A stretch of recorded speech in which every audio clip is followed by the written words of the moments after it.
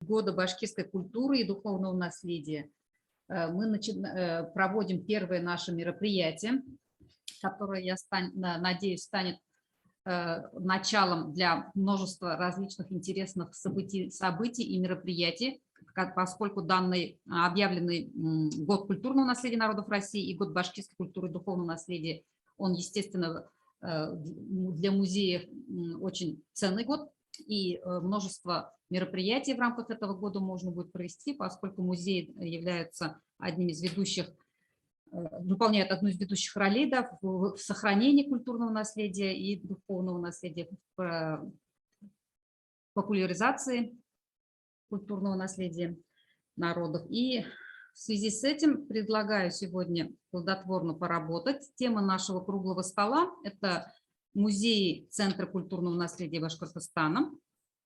Первым слово предоставляется Шаяхметовой Илюзе Дамировне, заместителю директора Национального литературного музея Республики Башкортостан.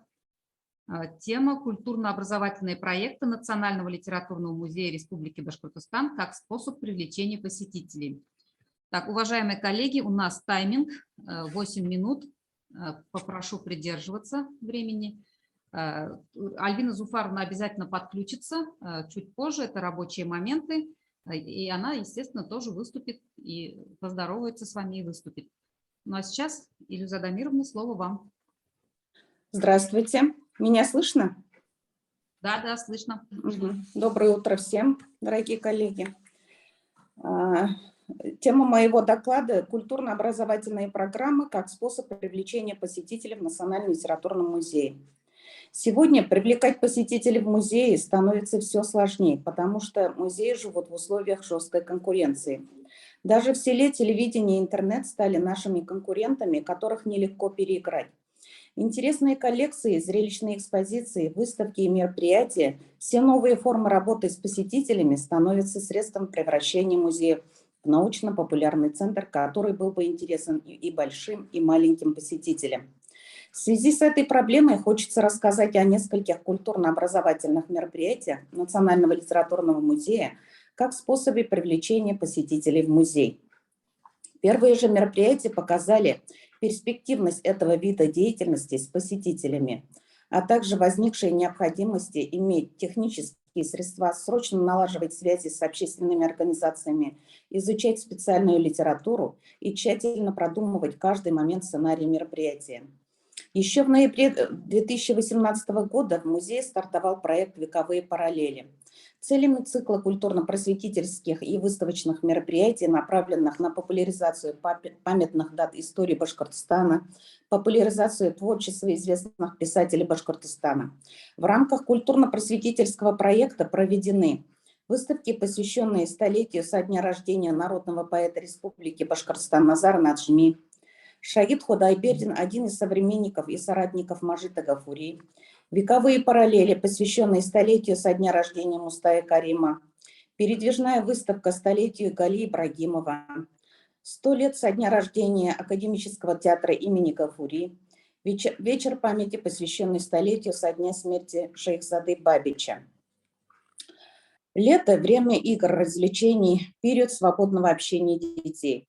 Следующая наша программа «Здравствуй, лето» разработана специально для посетителей пришкольных лагерей, которые включают такие мероприятия, как башкирские подвижные игры, где дети знакомятся с народными играми, как Устоста, Хапаляк, Яшрам Яулы, Аркан Тарташ и так далее, кинолектории, пеший маршрут по гафурийским местам города Уфы и выставки.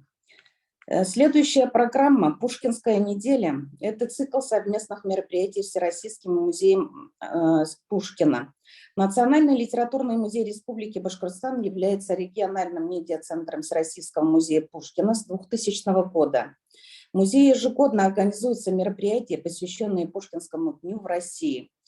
За это время были представлены такие выставки, как «Путешествие поэта» по мотивам «Пиковой дамы», «Там некогда гулял и я», «Пушкинский Петербург». И в прошлом году работала выставка «Сказка для детей и взрослых» с иллюстрациями к поэме Руслана и Людмилы и сказкам Пушкина. Эти выставки и мероприятия также с удовольствием посещали школьники. Несмотря на бытовые трудности и экономические проблемы, в 2020 году определились особенности информационного воздействия культурно-образовательных программ, а следовательно и возможности дальнейшего развития этого вида деятельности в нашем музее. И первое, что мы уяснили, нам не хватает праздника в разработке наших программ.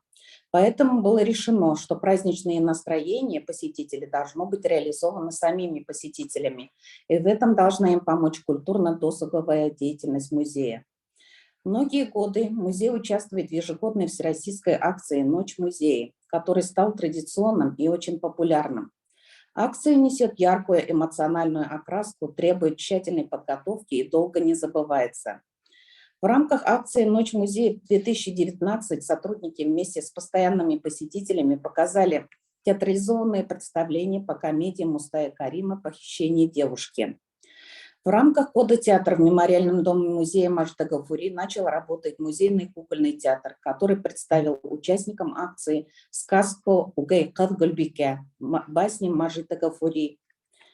В 2021 году мы представили вниманию посетителей театрализованное представление «Фаргабуткаха», посвященное 6-й всемирной фольклориаде. Автор сценария, фольклорист Булякова Гадиля Мударисовна, дала информацию о народных праздниках и обрядах башкирского народа, рассказала об основных атрибутах народного праздника Фаргабуткаха. В рамках театрализованного представления были организованы подвижные народные игры для детей и взрослых. А также в музеях-филиалах были организованы театрализованные представления «Какуксае», «Сабантуй», «Квест», «Тайны музейных предметов» и так далее. Но главное, чтобы в таких мероприятиях определяющая роль принадлежала музейному предмету, чтобы его можно было подержать в руках, примерить платок или фартук, что-то сделать своими руками, почувствовать себя в роли людей, которые когда-то заселяли и осваивали эту землю. С этой целью на мероприятиях работают этнографические выставки, уголки, фотозоны с предметами башкирского быта. Все сотрудники нашего музея специально сшили себе национальные костюмы. С 1 сентября 2021 года по всей стране стартовал всероссийский проект «Пушкинская карта». Как и все учреждения культуры и искусства республики, Национальный литературный музей и его филиалы присоединились к данному проекту. В 2021 году в Национальном литературном музее с филиалами по Пушкинской карте провели всего 29 событий, среди которых имеются продолжающиеся мероприятия, такие как обзорные тематические экскурсии, выставки, музейные уроки и лекции, литературные вечера и другие. Всего по системе Музей.ком по Пушкинской карте онлайн продано 802 билета на общую сумму 78 300 рублей. Первое мероприятие по Пушкинской карте было проведено 11 сентября в музее Шайхзады Бабича под названием «Интеллектуально-познавательная программа. Квест-игра. Какие тайны хранит музей». Работая 4 месяца по Пушкинской карте, мы пришли к выводу, что в условиях пандемии, а также учитывая нормативно-правовые акты федерального и регионального уровня, регламентирующие вопросы транспортного обучения, обеспечения обучающихся, а также практику перевозки детей, будет правильно и выгодно, если мы организуем и проведем выездные мероприятия. На практике мы это уже попробовали, и результат нам понравился. Первое время было трудно привлечь ребят среднего и старшего школьного возраста, особенно старшего. Они всегда заняты, их трудно удивить. В программу были введены встречи с интересными людьми, квесты, игровые формы, что привлекает молодых людей. В 2022 году по Пушкинской карте запланировано к проведению в течение года более 100 событий, посвященных юбилярам, писателям, календарным датам. Как вы знаете, текущий год президент России Владимир Путин объявил годом культурного наследия. А в Башкортостане Всемирный Курултай Башкир инициировал назвать этот год годом башкирской культуры и духовного наследия. Основной задачей этого года таким образом является популяризация народного искусства, сохранение культурных традиций, памятников истории и культуры, этнокультурного многообразия. При работе с посетителями мы в первую очередь с молодежью мы должны придерживаться этих целей. В этом отношении надо отметить наши постоянно действующие мастер-классы, встречи мастеров, творчество, музейные уроки. Зухраханом Остаханага, мастерская Зухрахану, работу дискуссионного клуба «Рухият», работу музейного кукольного театра в мемориальном доме музея Мажита Гафури в Уфе, тайна музейного сундучка, музей Акмуллы, мастерская Бабича, музей Бабича, рукотворные чудеса, музей Мухаммедсалима Умытбаева. Таким образом, налаживание, поддержание и расширение общественных связей как культурно-досугового центра с различными организациями стало одним из важных методов работы нашего Национального литературного музея и его филиалов в реализации культурно-образовательных программ. Спасибо за внимание. Спасибо вам, Илюза Дамировна. Очень интересное выступление. Я думаю, ваш опыт был полезен нашим участникам сегодняшнего круглого стола. Дальше слово... Да, еще благодарю за то, что соблюли тайминг. Уложились ровно в 8 минут. Спасибо. Слово предоставляется специалисту по экспозиционной и выставочной деятельности Башкирского государственного художественного музея имени Нестерова Ганиеву Ильдару Ашрафовичу. Пожалуйста. Добрый Если день. есть презентации, запускайте. Да, презентация тоже есть. Слышно, да, меня?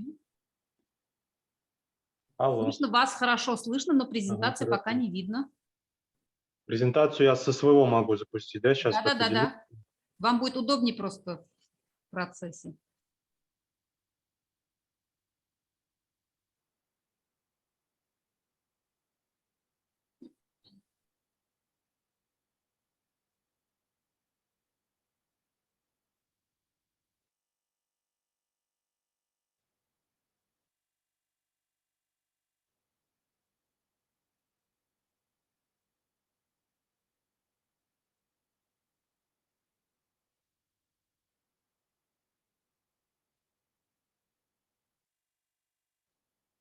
Так.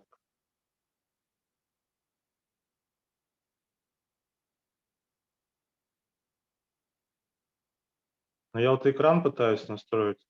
Начать экран. Разрешение. Видно, да, получается, экран мой? Нет, пока не видно. Вы делаете, да? Да. Не видно, да, экран моего? Сейчас еще раз попробую. Внизу зеленая кнопочка. Ну да, вот я пытаюсь. Права все даны. Извините за техническую заминку, коллеги. Сейчас.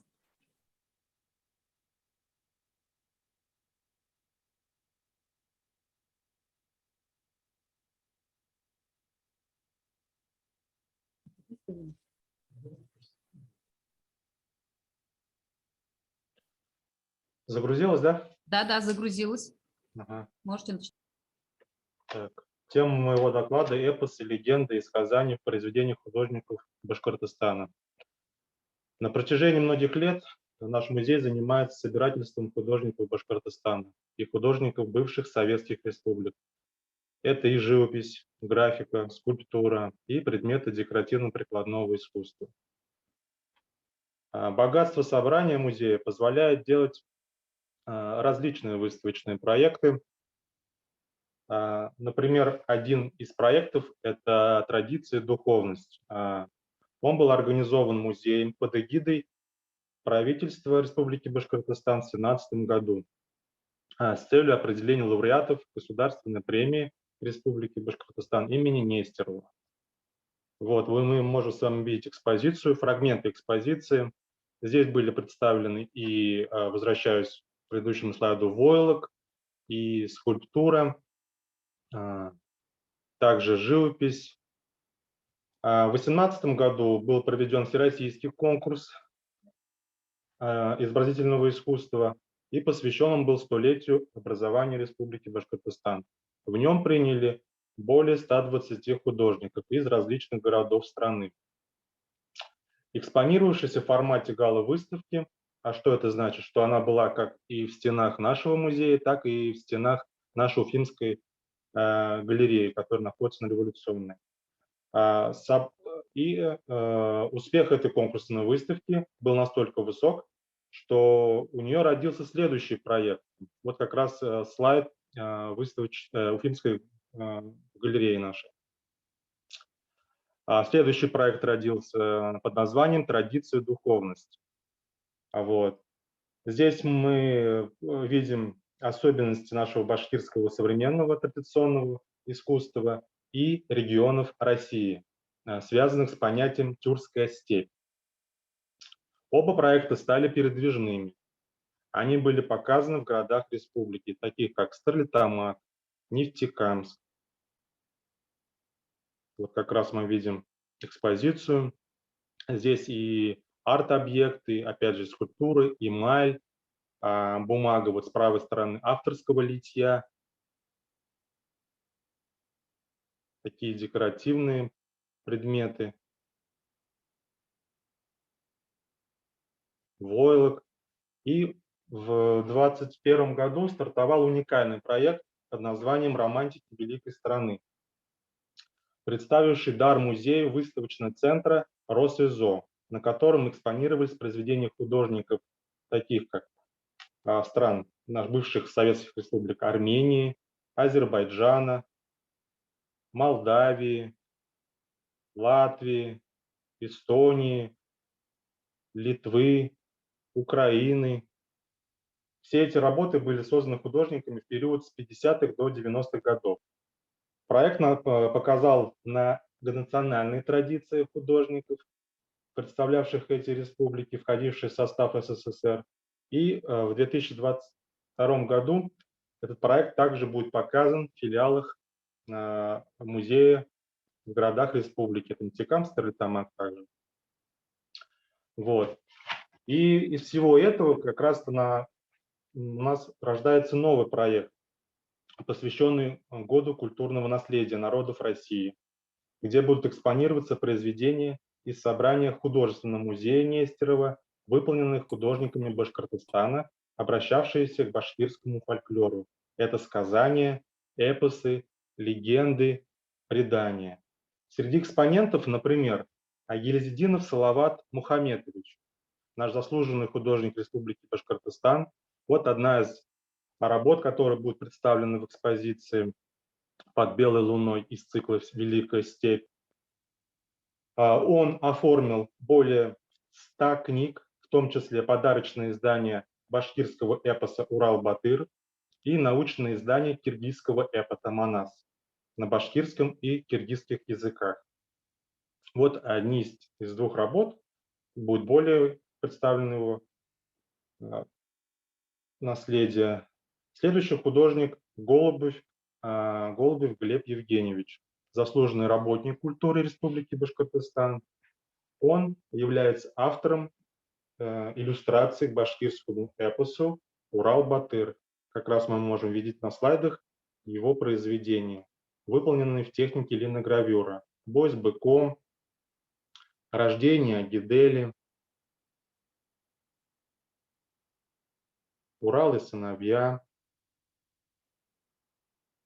Следующим экспонентом выставки планируется Губайдуллин Камиль Губаевич. Он заслуженный художник России и Республики Башкортостан. Знаковая фигура в башкирской графике. Он является реформатором ее именно технических приемов, ее характера и эпического и философского содержания.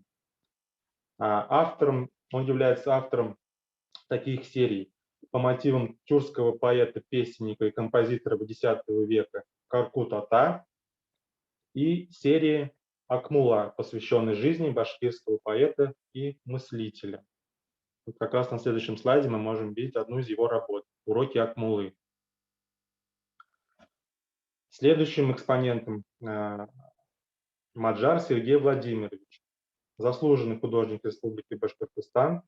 Долгие годы он работал иллюстратором башкирского книжного издательства, где иллюстрировал такие книги, как «Легенда об Улен-Шпилингеле», «Башкирское народное творчество», «Предание легенды» второго тома и «Басни Крылова» и многие другие книги он иллюстрировал. Вот довольно интересные по содержанию его работы.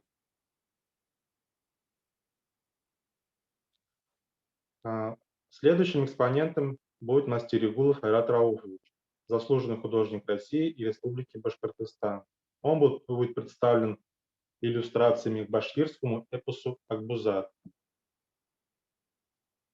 Эта техника называется гратаж.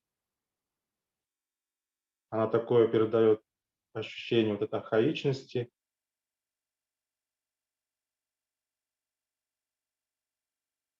Вот.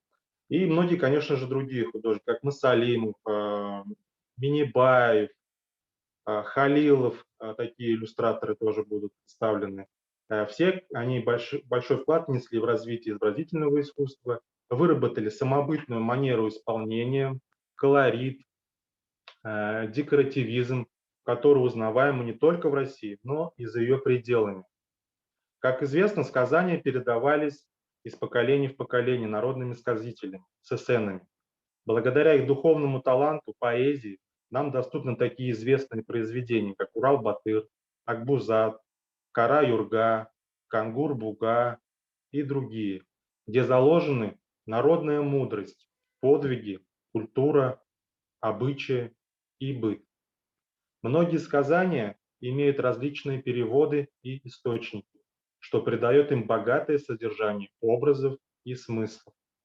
Наряду с башкирскими сказками на выставке будут представлены и сказки других народов, что покажет культурную и историческую связь башкир с другими народами. Экспозиция будет разнообразна в художественных решениях, техниках, материалах.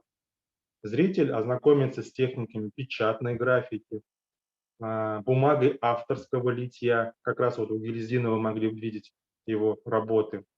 Гратаж у Терегулова. Печатная графика, как раз вернусь, это Губайдуллин Камиль Губаевич, вот представлена работа. В основе будут представлены иллюстрации, так как иллюстрация неразрывна с литературой. Но будут и, конечно же, собирательные, самостоятельные произведения по мотивам сказок, легенд. Выставка позволит раскрыть глубинное своеобразие башкирского народа и его соседей, показать их самобытность. Зрителю будут интересны героические образы батыров, красота и живописность башкирской природы, превращение героев в камни, горы, реки, животных. Выставка будет интересна и понятна как взрослому зрителю, так и подрастающему поколению, так как жанр иллюстрации встречается нам с малых лет и служит для нас передачей эмоциональной атмосферы художественного произведения, визуализации героев, повествования и демонстрации объектов, описываемых в книгах. Выставка позволит побудить зрителя к самостоятельному прочтению сказаний, иначе взглянуть на народное творчество и историю Башкортостана. На выставке запланированы творческие встречи с башкирскими писателями, музыкантами, проведение различных мастер-классов, потому что очень много представлены будут различные техники и, конечно же, концерты. Выставка имеет форматы как стационарного, так и передвижного, расширенного, дополненного экспонирования. На этом, коллеги, я завершаю. Благодарю за внимание. Всех с наступающими праздниками. Будем рады видеть всех в нашем музее. Благодарим вас, Ильдар Ашрафович. Очень интересные проекты у вас. Придем к вам обязательно. На этом темы не все, первый тематический блок «Социокультурные проекты государственных музеев Республики Башкортостан» у нас не исчерпан, конечно, мы к нему еще вернемся. Сейчас мы переходим к второму тематическому блоку нашего круглого стола. Это практики культурного планирования в музеях Республики Башкортостан. Первым докладчиком и первое слово я предоставляю директору Музея истории города Уфы Ильясову Тимуру Тагировичу. Так, Тимур Тагирович у нас здесь. У вас презентация будет, да, Тимур Тагирович? Здравствуйте. Звук включите, пожалуйста.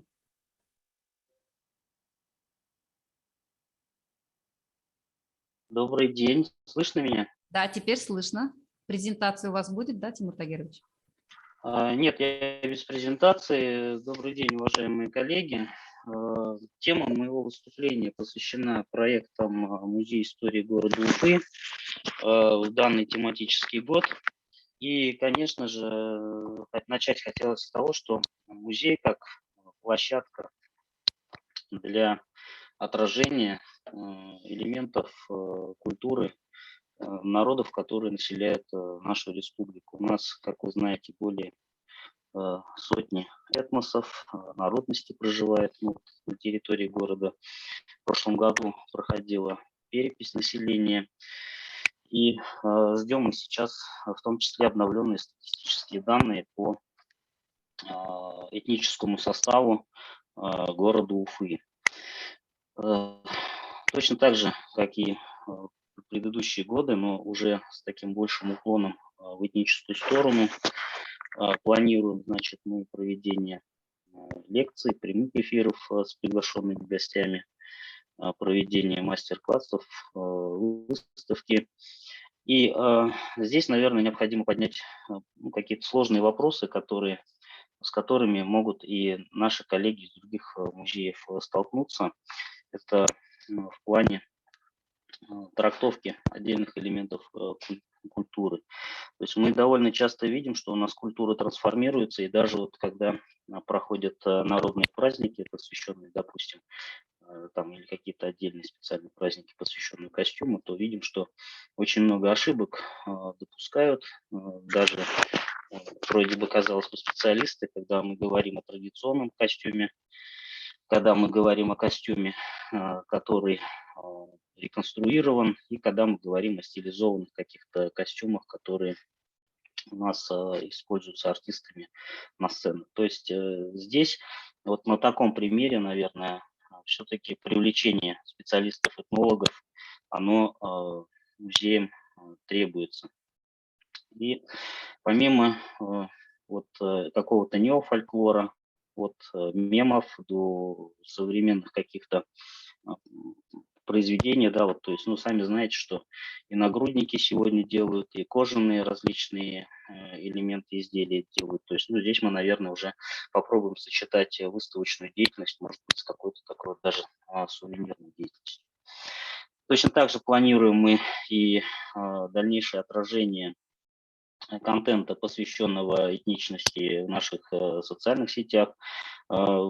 Начали мы в прошлом году, как вот только перепись населения началась, публиковать ежедневно по одному посту, посвященному тому или иному народу, проживающему на территории города. И вот до сих пор у нас эта серия длится. То есть вот так вот мы довольно плавно вошли, скажем так, вот в данный тематический год.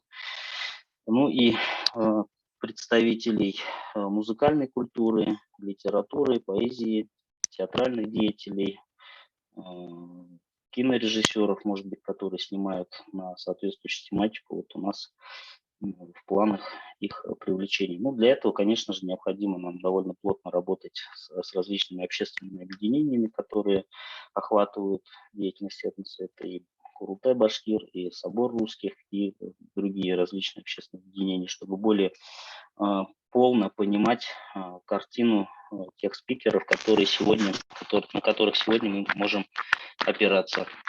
Ну и в качестве предложения, у меня выступление немножко так уже близится к завершению, хотелось бы внести предложение, чтобы в данный год в Уфе все-таки мы постарались создать музей, посвященный музыке.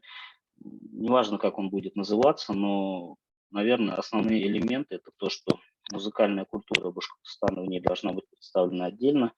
И богатое у нас и наследие, и современная культура. Очень много, практически каждое десятилетие выдвигает новых ярких личностей, да, ну, Шевчук, Земфира и так далее, все мы их знаем.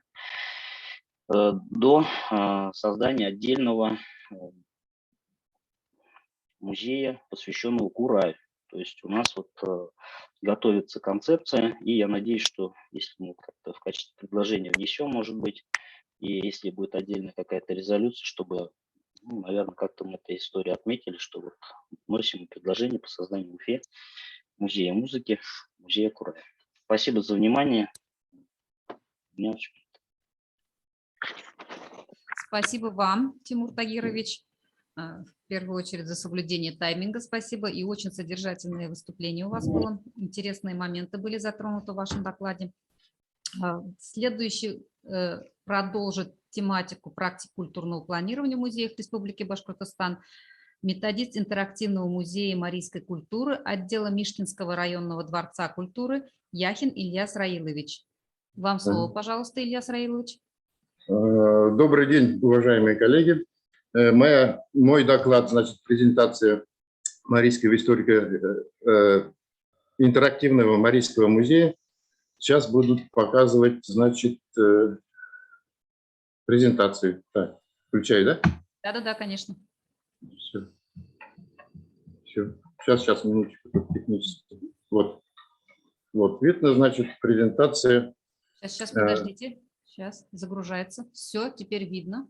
Видно? Да, хорошо. Можете начинать. Ага. Так, сейчас. Почему не двигается? Грузится? Сейчас. Демонстрация. Ага, вот. Демонстрация идет, да, все движется. Все пошло? Да. Так, историко-краеведческий музей Мишкинского района был образован, значит, указом постановления главы администрации 20 февраля 1992 года. Значит, вот на днях мы отмечаем свой юбилей района, 30-летие. Вот. Сейчас на представленном слайде, значит, два снимка. Это здание историко-культурного центра, который передал район в 1913 году. Значит, до реконструкции и после реконструкции. Реконструкция музея началась у нас в 2019 году, в августе месяце, и закончилась 19 февраля 1921 года. Вот. Мы на этой неделе, значит, годовщину будем отмечать. Вот. Много сил было приложено к реконструкции этого здания. Много нервов ушло, много очень переписки. И в итоге получилось, наш объект, наш музей попал в 100 объектов к столетию республики. Вот. Почему именно Мишкинский район историко-культурный центр попал? Потому что на территории Мишкинского района 79% населения марийское, поэтому, значит, правительством республики было принято решение, что на территории именно Мишкинского района был построен именно этот центр.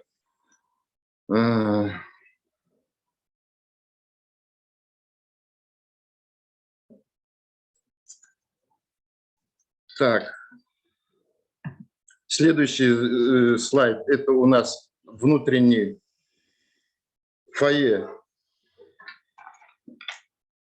здания.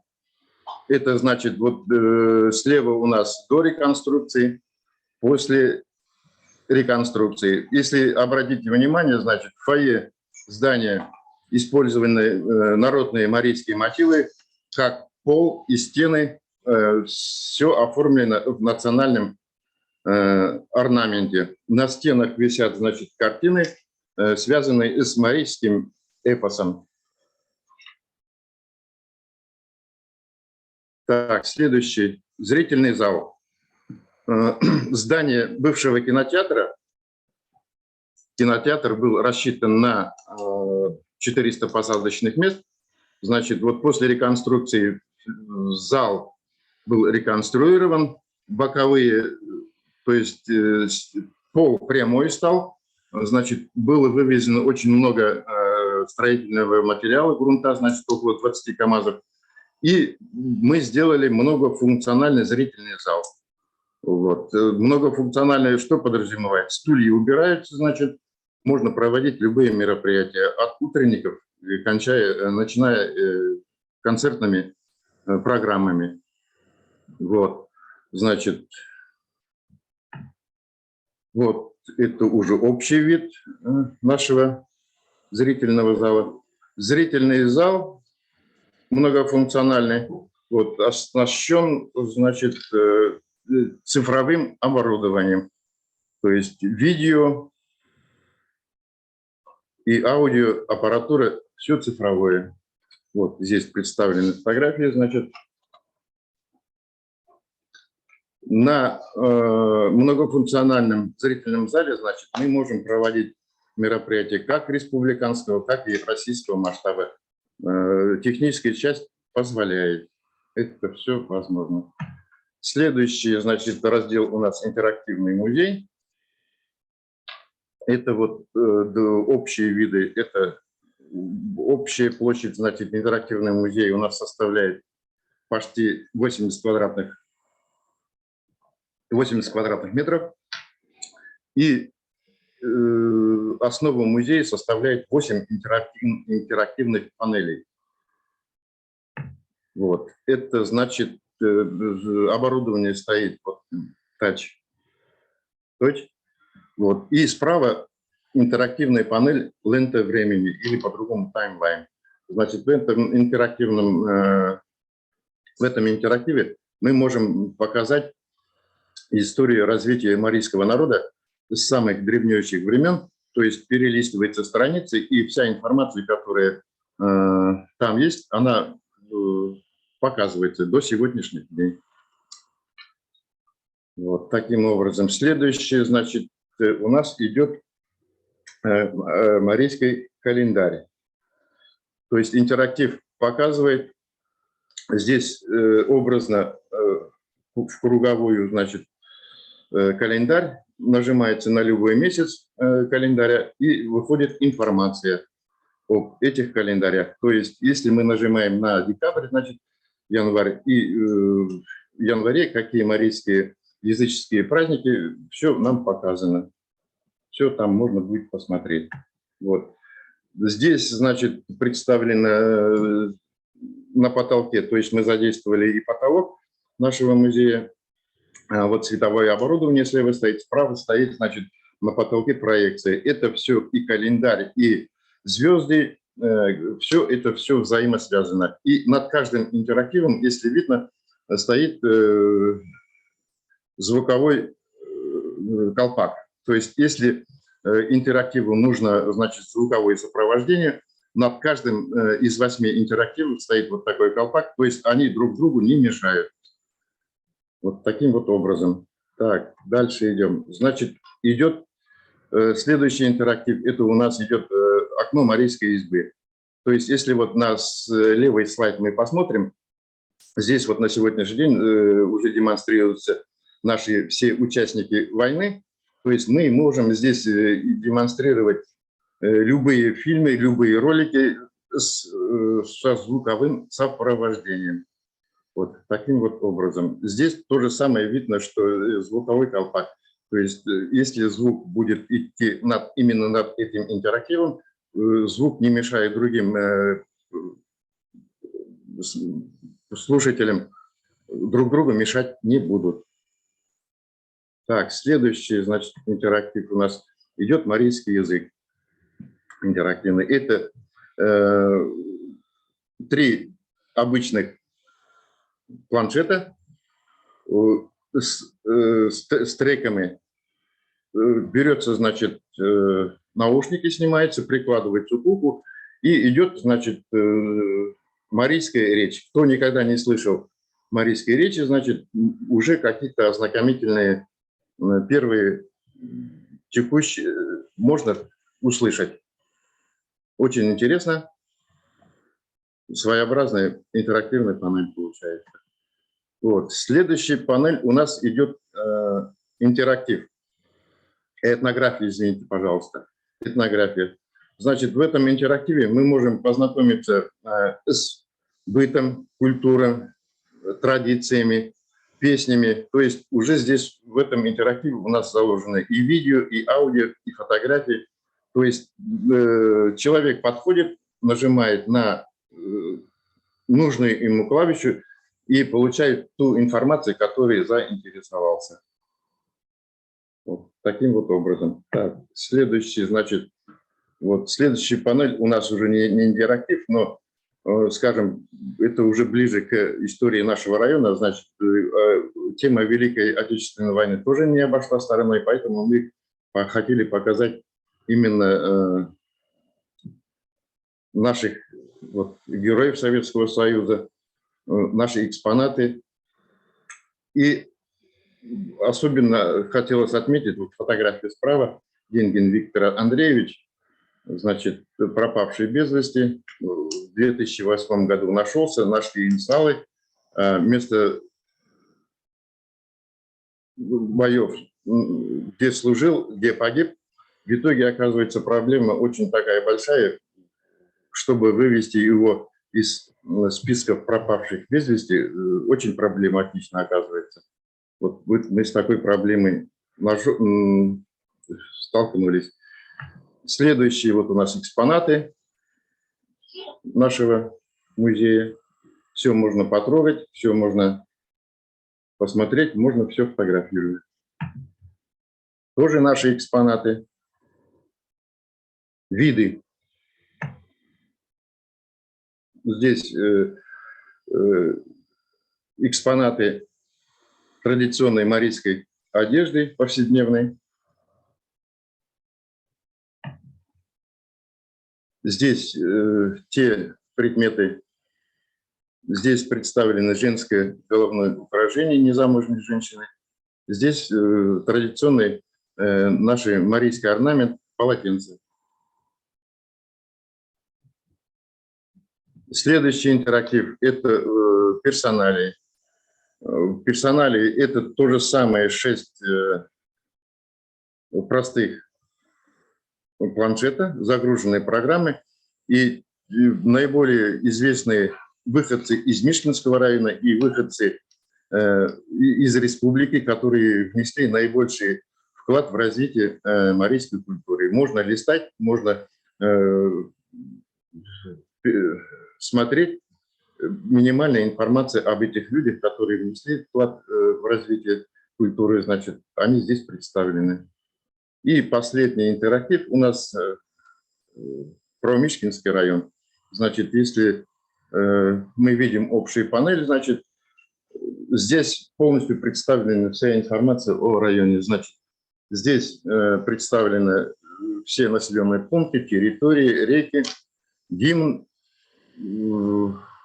и известные выходцы с Мишкинского района, которые внесли большой вклад в развитие как района, как республики, как и Российской Федерации. Вот. Интерактивная панель. Ильяс Раилович, Да. время. Время, да? Завершайте, пожалуйста. Очень Хорошо, интересно. ладно, я завершаю. Значит, за период работы, значит, опыт показал, что за 2021 год количество посещений у нас было 3750. Это в 2 раза больше, чем по сравнению с 2018 годом. Почему? Потому что очень большой интерес, очень большие движения. Мы считаем, что посетителей мы можем привлечь. По Пушкинской карте в 2021 году, значит, было, мы в декабре включились, 146 посещений. Вот. В этом году пока маловато с пандемией. Вот что я вкратце хотел сказать. Добро пожаловать. Рахимитегес Пагалын Ужелна. Вот. Если у кого какие-то вопросы есть, будут, пожалуйста, подъезжайте, смотрите. Будем показывать, рассказывать более подробно уже. Это был как бы беглый только осмотр. Вот таким вот образом. Вот Рахмат, Ильяс Раилович. Ага. Все, еще Очень раз. интересно, да, современные Вот у нас, технологии да, помогают, оказывается, повышают эффективность, да, да, восприятия. да, очень. Вот у нас Ради Фаридович 20 числа, 20 августа 2021 года очень хотелось показать. Действительно, мы показали, очень понравилось Ради Фаридович. Все, до свидания. Спасибо за внимание. Следующим слово предоставляется директору Сибайского историко-краеведческого музея Ермухаметовой Найле Ильшатовне.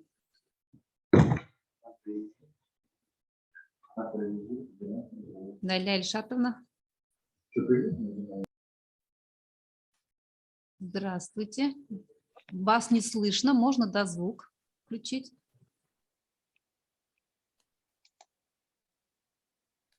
Не слышно, Наиля Ильшатовна.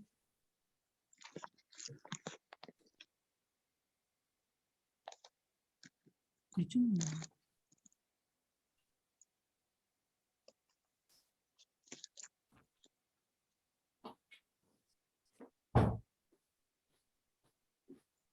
Нет, не слышно.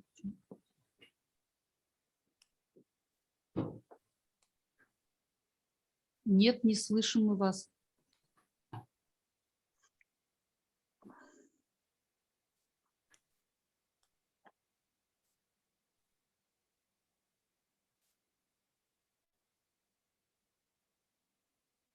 Остальные участники слышите? Я пытаюсь понять, это проблема у нас или Да, общая? вас слышно. Нас слышно. А Наилю Ильшатовну? Нет, не слышно. Наилю Ильшатовну не слышно, слышно только Национальный музей. Мгм. Она слышно нас? Вас слышно, да.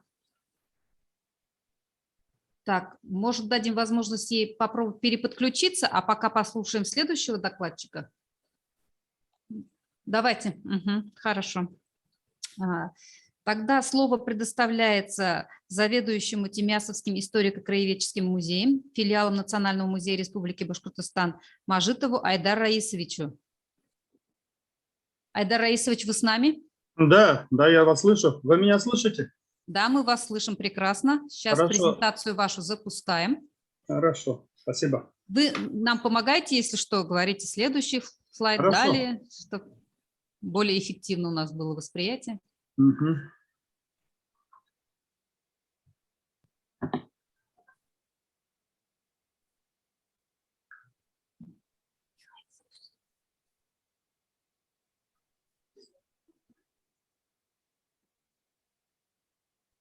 Мгм. Можно начать? Сейчас мы демонстрацию экрана запускаем. Хорошо. Сейчас, извините, немножко так технически. Видно, да, друзья? Айдар Так, Раисович, вы да, экран я видите вижу. сами? Да, Видно, вижу. видно, все прекрасно видно. Все, тогда слово предоставляется вам, Айдар Раисович. Слушаем вас. Хайрлы күн, хурматлы коллегалар, хурматлы Галина Владимировна, добрый день. Я рад видеть вас все в добром здравии. Уважаемые коллеги, к вашему вниманию я хотел предлагать выступление на тему «Культурное наследие народов Башкортостана через призму культурно-образовательных мероприятий». Почему именно через призму, вы, наверное, поймете по ходу моего выступления. В условиях мировой глобализации, когда глобализация идет семимильными шагами, сохранение идентичности малых народов, возрождение и популяризация этнокультурного компонента, духовных и материальных ценностей становятся актуальной проблемой. Вот поэтому и недаром, наверное, президент Российской Федерации Путин Владимир Владимирович 22 год объявил годом народного искусства, а в Республике Башкортостан Всемирный Куралтай-Башкир 2022 год объявил годом башкирской культуры и духовного наследия. И в соответствии с этим указом каждый музей Республики Башкортостан разрабатывал и утвердил свой план на 2022 год. Наш музей, Тимясовский музей, историко-краеведческий музей, свой план включил 11 мероприятий именно в формате культурно-образовательных мероприятий. И следующий слайд дайте, пожалуйста. Культурное наследие народа Башкортостана, то есть образовательные программы. Следующий слайд, Владимир, можно? Мы видим в 3 направлениях. Следующее направление. Первое – это образовательное. Здесь мы включаем такие музейные уроки, обзорные экскурсии, кураторская часть или публикация районных средствах массовой информации. Выступление в ТВ – это наше образовательное такое направление. Второе направление – это воспитательное. То есть здесь мы включаем тематические выставки, ролевые игры, круглые столы, вот как сегодня мы проводим, встреча с интересными людьми, а также встреча с старожилами, так скажем, именно в музее, если это позволяет наши условия пандемии давить. И также выявление охранительные меры по сохранению природных памятников и достопримечательностей. Третье направление у нас развивающаяся. Здесь мы видим, как то есть мастер-классы, проведение национальных этноигр, экскурсии по родному краю, по памятным местам. У нас вот в село Тимясово в прошлом году мы выявили 21 таких объектов, и сегодня активно работаем, включать, ну, мы как-то включены вот проект исторических поселений. В этом направлении тоже мы работаем. И, конечно, все эти теории будут мертвы, есть без практики. И вот на практике четвертое направление – это практическое участие в исторических реконструкциях. Вот с позволения, с разрешения администрации Национального музея я сам планирую участвовать в исторической реконструкции Бородино 2022. Также мы являемся, то есть наш музей является постоянным членом жюри разных этноигр, которые проходят у нас в Баймакском районе, вы знаете. У нас очень много происходит такие, так скажем, такие мероприятия. Аудареш, например, игра. Аллах, Мергануксе. Вот, кстати, 19 февраля село Старый Сибай совместно благотворительным фондом Ирандек, это сохранение и популяризация лошадей башкирской породы, мы совместно проводим впервые конкурс Тайтулах. Это заездка диких лошадей, то есть от 1,5 до больше лет. Вот мы начали это как бы местный конкурс, но этот конкурс перерос республиканский, и сегодня становится межрегиональным. К нам приедут киргизы, казахи и из Горного Алтая. Это уже конкурс не только по сценарию, который мы заранее знаем, да, это будет в реальном формате, в реальном времени. Вы увидите вот, действительно вот это все культурное наследие коневодов в Заурале. Да, наш музей расположен не в районном центре, даже не в городе, мы находимся в периферии, поэтому мы вынуждены искать разные варианты, пути выполнения вот, мероприятий культурно-образовательном формате и финансового плана. Вот, для нас стало очень удачным принятие федерального проекта «Пушкинская карта». Пушкинская карта, как небесная каша, да, открывает вот таким музеем, как сельским музеем, так скажем, широкий путь. Мы имеем большой уже опыт проведения выездных мероприятий, вот, именно в формате культурно-образовательной программы, онлайн формате, также и офлайн. Каково было мое удивление, когда я впервые выступил перед учениками, учащимся Баймакского лицея-интерната, когда они заполнили целый зал на 90 человек. Также постоянными нашими посетителями нашего музея являются отдыхающий санаторий Талкас, турагентство Тенгре, детские оздоровительные лагеря в республиканском формате, как Яйляу. Также ну, мы, естественно, сотрудничаем с обществом инвалидов Баймакского района, а также принимаем участие в разных молодежных фестивалях, форумах. Благо на то, вот у нас имеется материальная база. Вы, наверное, все догадались, что я являюсь представителем клуба Северная Амура. Северная Амура – это мы так реконструкцию делаем эпоху наполеонских войн, Великой Отечественной войны, и я участник 8 походов, то есть из них 5 походов это зарубежных. То есть я себя хвалю, может быть. То есть почему? Потому что я потом объясню. Я дошел от Бородино до Парижа этими боями. И поэтому в моем арсенале имеется полная античная форма башкирского казака, летняя, муляж оружия, также видеозаписи исторических реконструкций. Также в моем арсенале, так скажем, в багаже знаний очень много малоизвестных фактов из нашей истории. Все это является залогом успеха, положительного результата вот, выполнения данного культурно-образовательной программы нашего музея. В заключение хочу сказать, что у меня, например, лично как руководитель, как заведующий этого музея, большое преимущество перед другими реконструкторами. В чем? Потому что мое вот это обмундирование, муляж оружия, видеозапись, они не лежат где-то в книжном шкафу, в пыли давит. То есть я имею прямой доступ людям, ученикам, молодому поколению. Вот, именно проводя вот такие мастер-классы, пострельбы из традиционного лука, другие такие мероприятия. У меня есть такой доступ. Такой подход к осуществлению культурно-образовательной программы нашего музея мы называем «Увидеть культурное наследие башкирского народа через вот эту призму исторических реконструкций». Почему тема называется «Через призму»? Вы поняли, думаю, вы поняли. Вот так мы работаем. В следующем году, извините, уже скоро мы планируем, что у нас начнется грандиозная реставрационная работа, ремонт музея. И желаю, чтобы вы посетили наш музей, пока не начались ремонтные работы. Всем желаю доброго здоровья, успехов. Рахмат.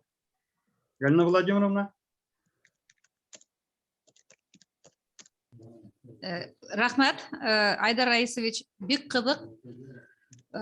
Много очень насыщенных мероприятий, очень разнообразных и красивых. Понравилось, я думаю, всем, не только мне. Спасибо вам большое.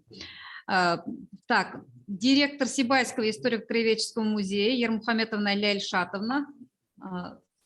Снова предоставляем слово вам. Надеюсь, сейчас у нас все получится.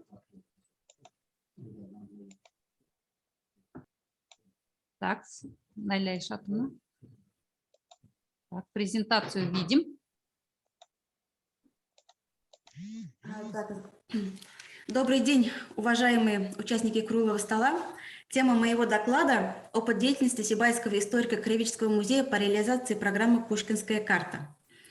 Для любого музея основной задачей является привлечение посетителей, увеличение посещаемости и, конечно же, как сейчас актуально, привлечение молодых людей по Пушкинской карте.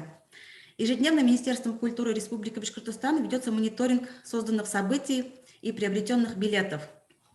И вот на последнем БКС замминистра Лапшиной Натальи Михайловны город Сибай был отмечен с положительной стороны. Мы на 4-м месте по продаже билетов по Пушкинской карте. Подключились мы к программе с первых дней. С появлением Пушкинской карты посещаемость нашего музея значительно выросла. Если с октября по декабрь 2021 года за 3 месяца мы продали 601 билетов на сумму 60 220 рублей, то в январе этого года уже 404 билета, тоже на сумму около 60 тысяч. Для небольшого города, я думаю, это неплохой результат за месяц. И вот в своем докладе я хотела бы с вами поделиться опытом работы по реализации данной программы. И мы считаем, что... Ляйль Шатовна, да? извините, пожалуйста, что прерываю. У вас вот презентация, она не на весь экран, как-то... Так, сейчас. Наверное. Как-то вот или пока слайдов не запущен, или что, пока не пойму. Наполовину, да? Да, он как-то вот сбоку вот эти вот все эти видны. Пока слайдов, наверное, не запущен, да, у вас, или как? Сейчас. Мелко, а то получается, хотелось бы насладиться всей презентацией. Сейчас на весь экран? Так у меня вот на весь экран стоит. А у вас на весь экран, да? На весь экран. Михаил, вы можете подсказать, да, как? Артур Андреевич, почему не видно на весь экран? Выйти из полноэкранного режима, так как-то. Так. А попробуйте листать, он у вас листается? Листается. У вас как? У нас не листается, стоит, зависло. Почему? Второй слайд не видим. Вот мы, например, если вы переходите на второй.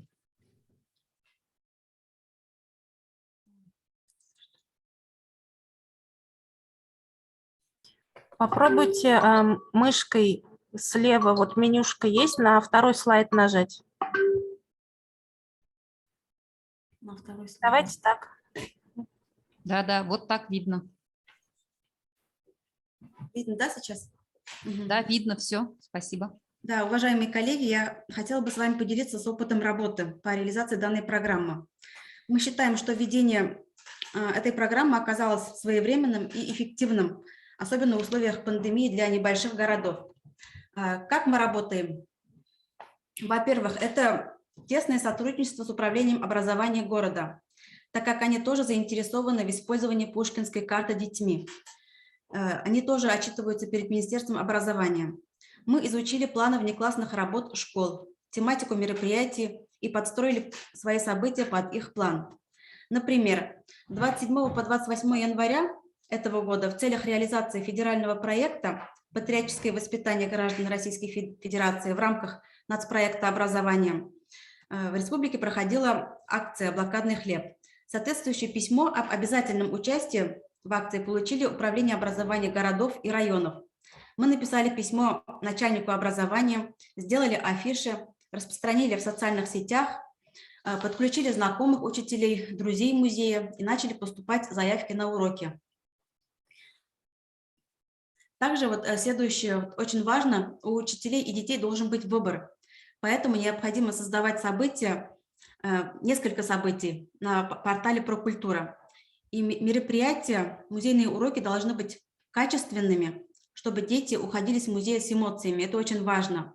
И тогда телефонное радио будет работать в вашу пользу. Одним из показателей увеличения групп по Пушкинской карте можно отметить привлечение сотрудников музея к данной работе. Например, мы учитываем активность сотрудников привлечения школьников по карте при выставлении баллов о стимулировании в конце месяца, если они лично пригласят несколько групп, используя свои связи, или сходят напрямую в школу.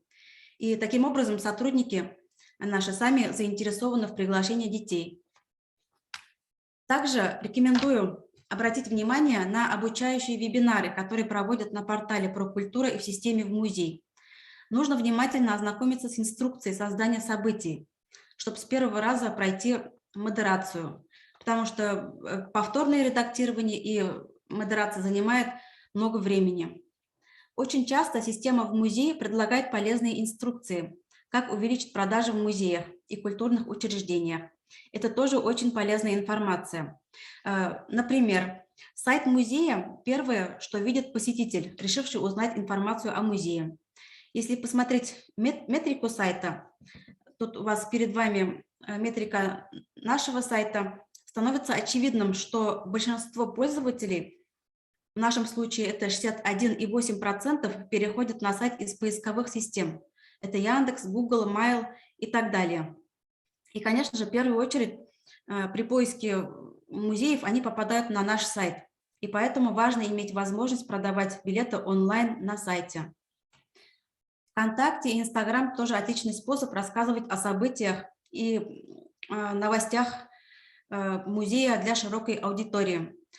Поэтому важно установить кнопку «Купить билет» и ВКонтакте. Размещайте ссылку на покупку билетов в каждый пост в социальных сетях ВКонтакте, чтобы удвоить продажи. Напишите их в конце каждого поста ссылкой в систему «В музей». И вот тут у нас показано, вот как мы примерно делаем ВКонтакте. Ссылку на продажу билетов также установили ВКонтакте в разделе «Информация». В начале страницы есть такой раздел «Информация», и там тоже у нас размещена ссылка. Также с правой стороны есть панель «Ссылки». Там тоже можно зайти напрямую в систему «В музей». Реклама также является двигателем продажи билетов. Мы рекламируем каждое мероприятие. Это может быть в виде афиш. И для каждого мероприятия, урока мы делаем афиши, и обязательно в них должны быть яркие логотипы и обязательно QR-коды, отсканировав которые покупатель напрямую попадает на событие или в систему «В музей», через которую может приобрести билет. Эти афиши мы размещаем в группы Управления образования, сообщества газет, самых популярных, посещаемых в группах в социальных сетях. Мы также сняли небольшой видеоролик, инструкцию, как покупать билеты через систему «В музей».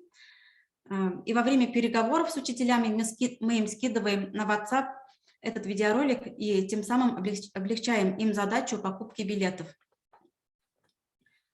На портале «Прокультура» в личном кабинете Сибайского музея создано 12 событий, это на февраль, по которому дети могут выбрать себе интересные занятия.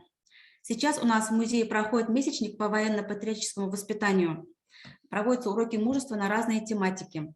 Март у нас будет полностью посвящена культуре башкирского народа. Планируем организовать уроки, мастер-классы, посвященные году культурного наследия народов России, с просмотром выставки «Ковров причудливый узор», организованной совместно с Национальным музеем. Также совместно с обществом «Дети войны» у нас реализуется проект «Дети войны, дети победы». Ежемесячно проходит мероприятие в виде встречи ветеранов детей войны с учащимся города, тоже по программе Пушкинской карты. И в конце хочется сказать, что учителя только осознали удобность использования Пушкинской карты. Если раньше им приходилось собирать деньги, сейчас дети сами проявляют инициативу, бывает даже сами выходят к нам на связь, посещение нашего музея. Спасибо за внимание.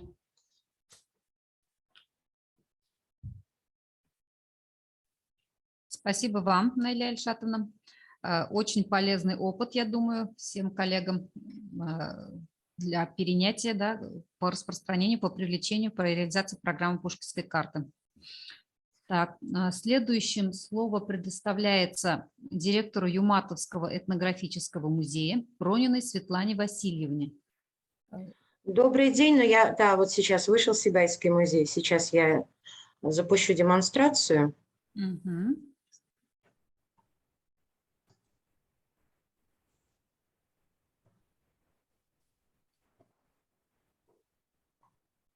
Так.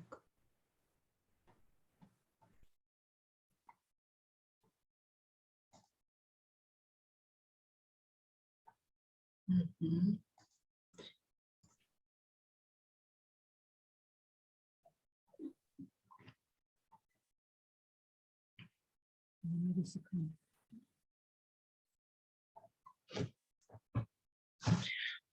Меня слышно, видно, демонстрацию видно, да? Демонстрацию видно, спасибо, да, и вас слышно отлично. Хорошо. Здравствуйте, уважаемые коллеги и гости нашего мероприятия. Тема моего доклада – проблемы и перспективы привлечения музея молодежи на примере Юматовского этнографического музея. Меня зовут Пронина Светлана Васильевна, и 4 месяца назад я была назначена на должность директора Юматовского этнографического музея. Познавая музейную работу, знакомясь с ее тонкостями и особенностями, я все больше убеждаюсь в уникальности нашего музея, его неповторимости и самобытности. Юматовский этнографический музей – знакомое для многих название того редкого места, где можно отдохнуть душой, почувствовать атмосферу жизни простых людей разных национальностей. Об этом расскажут 14 экспозиций, диорам музеев, в оформлении которых использовано 70 скульптурных изображений людей, имевших реальные прототипы, выполненные в динамике реалистичного атмосферы быта. Создан музей супругами Зыряновыми в начале на личной усадьбе как народный музей. В 1970 году усадьба расположена рядом с санаторием Юматово. Анализируя уровень посещаемости нашего музея, состав аудитории, беседуя с посетителями и проведя опрос жителей, коллектив нашего музея четко обозначил круг проблем, которые мы должны решать для увеличения посещаемости музея. Поскольку посещение музея не дает посетителю ничего материального, оно должно оставить в памяти яркое впечатление. Поход в музей не принесет посетителю ничего, чтобы он мог практически использовать для повышения уровня собственного комфорта. Однако музей способен дарить нашим посетителям впечатление от похода, которые, в свою очередь, оказывают позитивное влияние на эмоции и воспоминания. Для всех музеев это может означать только одно – постоянные старания, повышение ценности впечатлений посетителей, однако это невозможно без доли внешнего участия. Современные музеи должны быть способны к построению соответствующих контактов со своими стейкхолдерами. К стейкхолдерам относят не только посетители музея, ими могут быть сотрудники, органы местного самоуправления, государственные органы, средства массовой информации, туристы, местные жители, волонтеры или те, кто вступает в какой-либо контакт с музеем. Учитывая вышеизложенное, Нами было создано сообщество «Друзья музея». Мы провели собрание членов инициативной группы, в состав которой вошли работники администрации сельского поселения Юматский сельсовет, члены Совета молодежи, члены Совета ветеранов, депутаты сельского поселения, работники детского сада и педагоги. На сегодняшний день сообщество насчитывает 50 участников. Был разработан план мероприятий. На стадии разработки находится положение о деятельности сообщества. Возглавляет это сообщество глава нашего сельского поселения Тюленева Нина Владимировна. Формирование аудитории начинается с изучения и анализа посетителей. Музей должен знать не только тех, кто именно его посещает, но и то, как увиденное влияет на мысли посетителей и какие у них остаются впечатления. Если у музея не получится заинтересовать посетителей, то важно узнать, почему они не посещают музей. На основании исследования, проведенное Советом по исследованию в области искусства и гуманитарных наук, направленного на мотивы участия в культурных мероприятиях, было выявлено, что большинство людей ходят в музей с семьей или друзьями с целью социализации, 57%. Далее, потому что посещение несет эмоциональную ценность, 53%. Из-за желания получить знания, 46%. Наименее частым ответом было желание узнать о собственной культуре, 22%. Формирование преданной молодой публики представляет собой инвестиции в будущее любой организации. Именно они могут стать будущими постоянными посетителями музея, волонтерами, дарителями или даже спонсорами. Музеям следует сосредоточиться на формировании долговременных отношений с молодой аудиторией и создании пожизненной ценности клиента. Современных детей часто называют поколением Z. Данное поколение характеризуется в первую очередь свободным использованием любых технологий, поскольку они росли параллельно с их развитием, а владение той или иной техникой не представляет для них проблему. Можно сказать, что они даже зависимы в той или иной степени от нее. Они постоянно пробуют новые продукты и изощренные электронные устройства, ценят простой дизайн и интерактивность. Вопрос формирования молодой аудитории очень важен для нас. И следует отметить, что существуют разные мотивы, приводящие молодежь в музеи. Одним из них является познание и стремление узнать что-то новое. В музеи часто приходят группами под руководством школьных институтских педагогов. А что же делают наши дети в свободное время? Согласно исследованиям Котлера, они ищут места, где бы могли встретиться с другими молодыми людьми с целью социализации, выбирают их как место для свиданий или налаживания новых социальных контактов. Надежным способом, помогающим оживить музейную программу, является подготовка мероприятий прямо в музее. Способов организации существует множество. Это можно совмещать музыку, лекции, напитки, экскурсии в рамках музейных экспозиций и показ фильмов. Следует проводить данные мероприятия по низкой цене, ведь их целью является привлечение новых посетителей и заложение основ для будущего сотрудничества. Изучая вышеизложенное, мы активно включаемся в процесс освоения интерактивного пространства и социальных сетей. Был разработан сайт музея, открыта страница в Инстаграм, с помощью которой мы ведем просветительскую работу, рассказывая о мероприятиях музея, не только о мероприятиях музея, но и об истории экспонатов. Работаем ВКонтакте, на платформе «Про-культура РФ». С декабря активно ведем работу по программе «Пушкинская карта», продумывая мероприятия и очень тщательно их разрабатывая именно для молодой аудитории. Проведение мероприятия невозможно без материальной базы. Была приобретена музыкальная аппаратура, ноутбук, сделан частичный ремонт с целью повышения комфортности посещения музея посетителями. Чтобы привлечь молодую аудиторию в нашем музее, мы разрабатываем следующие методики и программы работы. Первое. Интересно не то, что вижу издалека, а то, что могу потрогать, то, что могу сделать сам. Во время проведения экскурсии мы предлагаем попробовать погладить белье деревянным рубелем, утюгом с углями, размолоть зерна пшеницы ручной деревянной мельницей. Такой прямой интерактив, как аналог погружения в режиме реального времени, куда более интересен и запоминающийся. Второе. При посещении музея во время экскурсии мы раздаем ребятам краткое описание музейного экспоната экспозиции. Ребята могут попробовать себя в роли экскурсовода. К этой работе активно подключились члены сообщества «Друзья музея». Волонтеры-школьники пробуют свои возможности и проводят знакомство посетителей с экспозициями, проводят викторины. Что я узнал сегодня во время экскурсии? История одного экспоната. Для привлечения молодежной аудитории нами разработана программа «Наследие». Целью данной программы является изучение исторического прошлого и увлекательного настоящего нашего сельского поселения. Мы работаем вместе с сообществом, пишем страницы истории нашего села. На сегодняшний день составлена первая часть путеводителя по нашему населенному пункту.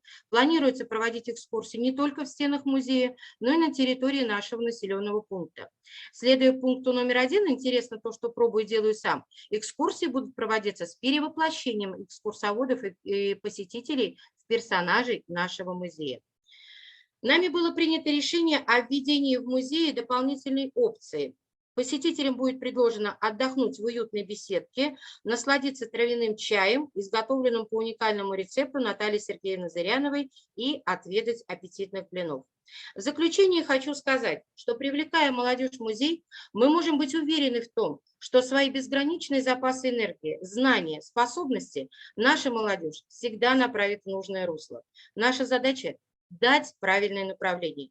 Мы верим, что посещение нашего Юматовского музея станет семейной традицией, традицией посещения с друзьями, будет оставлять позитивные впечатления и приятное послевкусие для всех возрастных категорий нашего общества.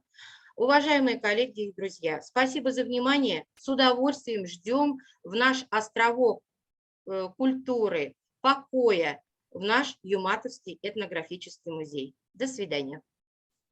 Спасибо большое, Светлана Васильевна. Очень интересное выступление у вас было, хороший опыт, поделились, которым вы с нами.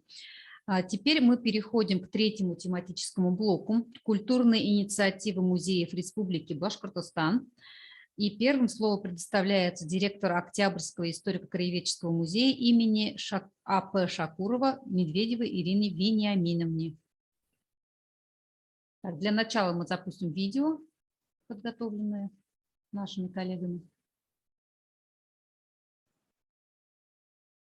Меня слышно, дорогие коллеги? Добрый день. Слышно. Все прекрасно. А видео видно? Я не вижу. Нет, не видно.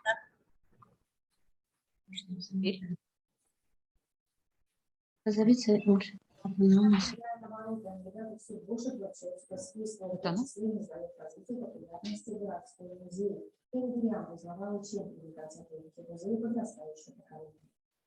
Наступивший 2022 год посвящен культурному наследию народов России. Михаил, давай я попробую. Президент страны Владимир Путин. Решение было принято в целях популяризации народного искусства, истории, культуры, самобытности всех народов и этнических общностей. Одним из первых Октябрьский историко-краеведческий музей имени Анисима Павловича Шокурова решил расширить свою работу по развитию народных промыслов и ремесел, в том числе и среди... Михаил, сейчас я буду пробовать включать видео.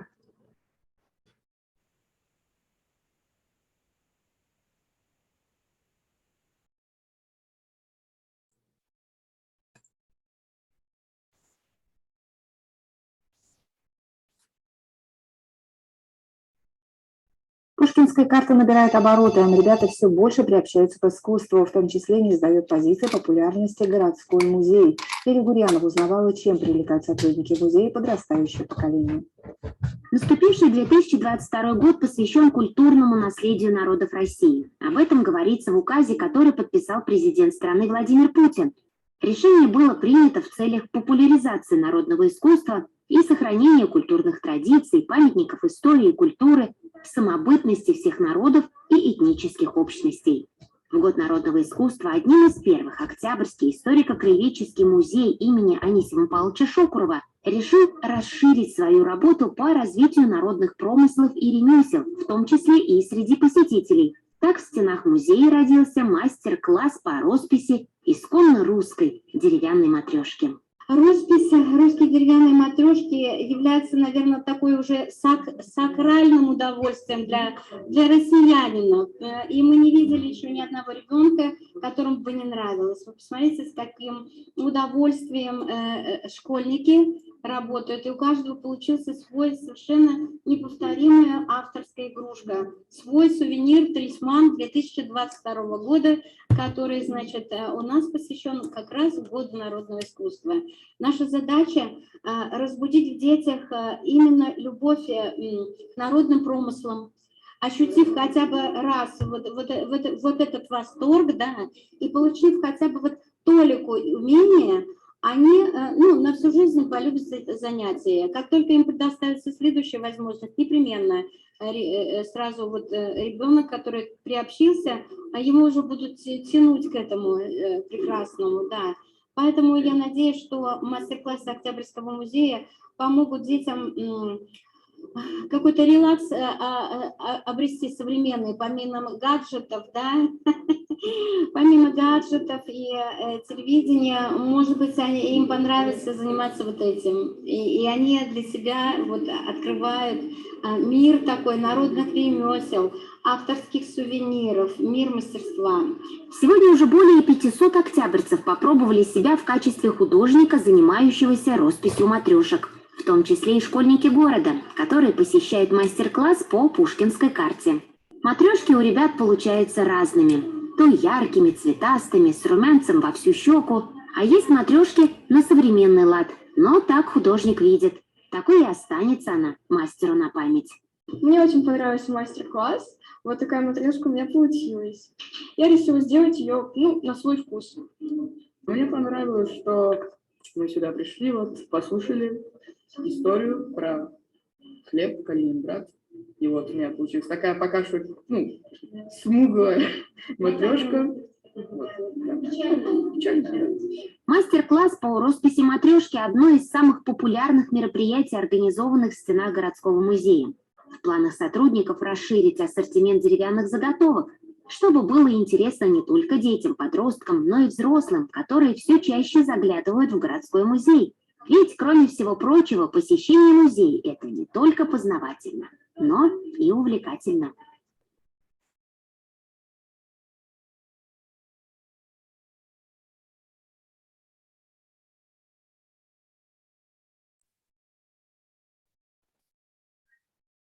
Добрый день, дорогие коллеги. Меня слышно?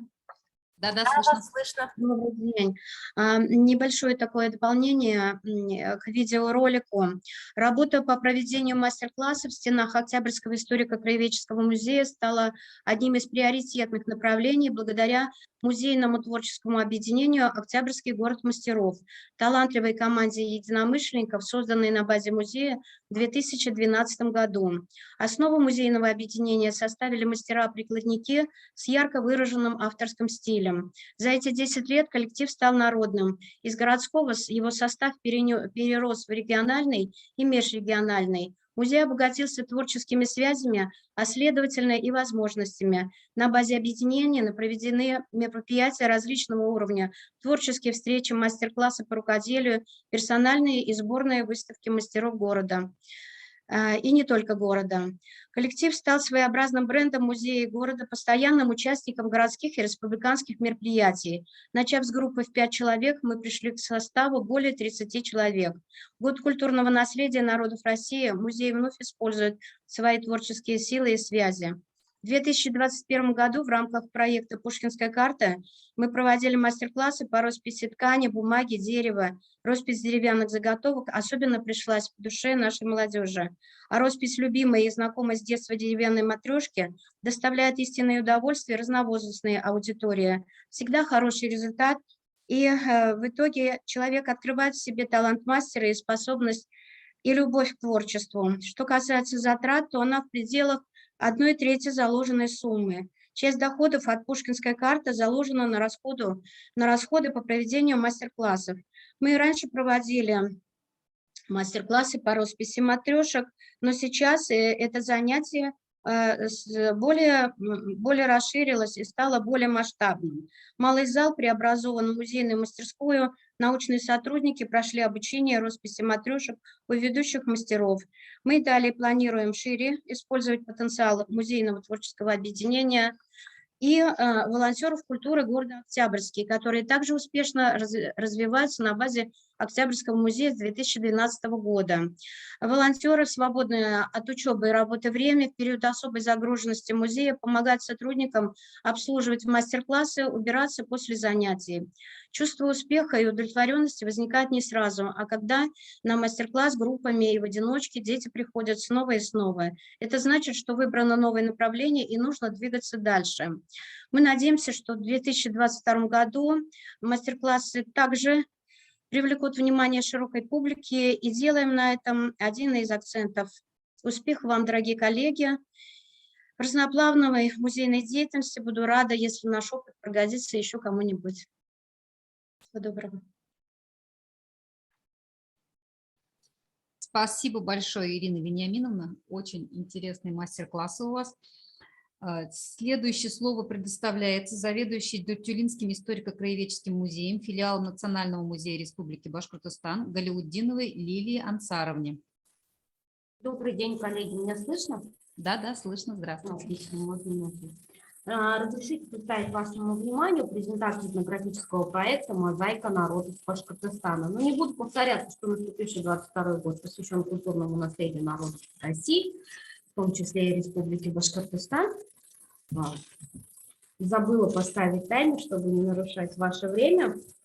Уже сегодня план мероприятий изобилует разнообразием формата проведения от тематической выставки до мастер-класса. И назревает актуальный вопрос, как в условиях ограниченного пространства суметь организовать выставочную работу, полно использовать содержание коллекции и дать импульс новым идеям.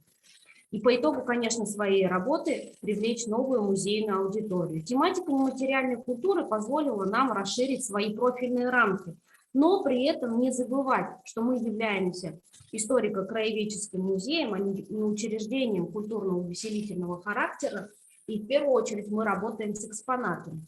По временным рамкам мы планируем свою экспозицию, с которой я сейчас вас познакомлю, до 31 декабря 2022 года.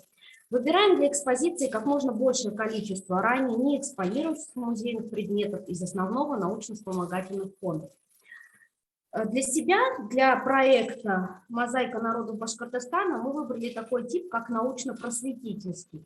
В классификации Аникина речь идет именно о том, что научно-просветительский, поскольку основная задача направлена на формирование общественного мнения, побуждение в обществе интереса к культуре, создание духовной атмосферы, восприятия окружающего мира. Почему мы сегодня решили презентовать такой проект и чем он может вас заинтересовать? В последнее время мы вдохновились работами, выставленными на сайте Международного совета музеев, и большинство как европейских музеев, так и стран бывшего Советского Союза практикуют такой вариант, как круглогодичная выставка. Но эта круглогодичная выставка не такая, чтобы, допустим, целый год мы выставляем одни и те же экспонаты, при этом приглашаем людей посмотреть на одно и то же. Нет, ни в коем случае нет. Мы взяли выставку, назвали ее «Мозаика народов Башкортостана» и поделили на 4 квартала. Поскольку год нематериального наследия народов, стало еще больше, шире возможностей. Каким образом мы начали свою работу? Мы освободили выставочный зал общей площадью 121 квадратный метр. Ранее он использовался для проведения игр, мастер-классов, но зачастую в нем перемешивались разные выставки, соответственно, что для людей это создавало трудности восприятия для посетителей наших. И мы условно этот зал поделили на 4 части, 4 основных культуры народов, проживающих на территории Башкортостана, ну, в большинстве своем. Значит, мы поделили. За мною такой эскиз, к сожалению, не всем будет видно, но это эскиз составлен нашим художником в общей работе в команде научных сотрудников, экскурсовода, меня и художников. Этот большой зал мы делим на 4 части. Это культура башкир, марийцев, русских и татар. И хочу на фрагменте именно башкирской культуры вам показать, как мы там будем работать в течение года и каким образом будем совершенствовать. Так. Значит, после того, как мы освободили зал, мы продолжаем работать. Задача в том, чтобы создать ансамблевый экспозиционный комплекс, то есть реальные связи и отношения между предметами в сфере бытования, именно фрагменты интерьера. На этапе изучения литературы мы выделили Общий ряд объектов нематериальной культуры народов, проживающих в Башкортостане, которые можно показать в музейном пространстве.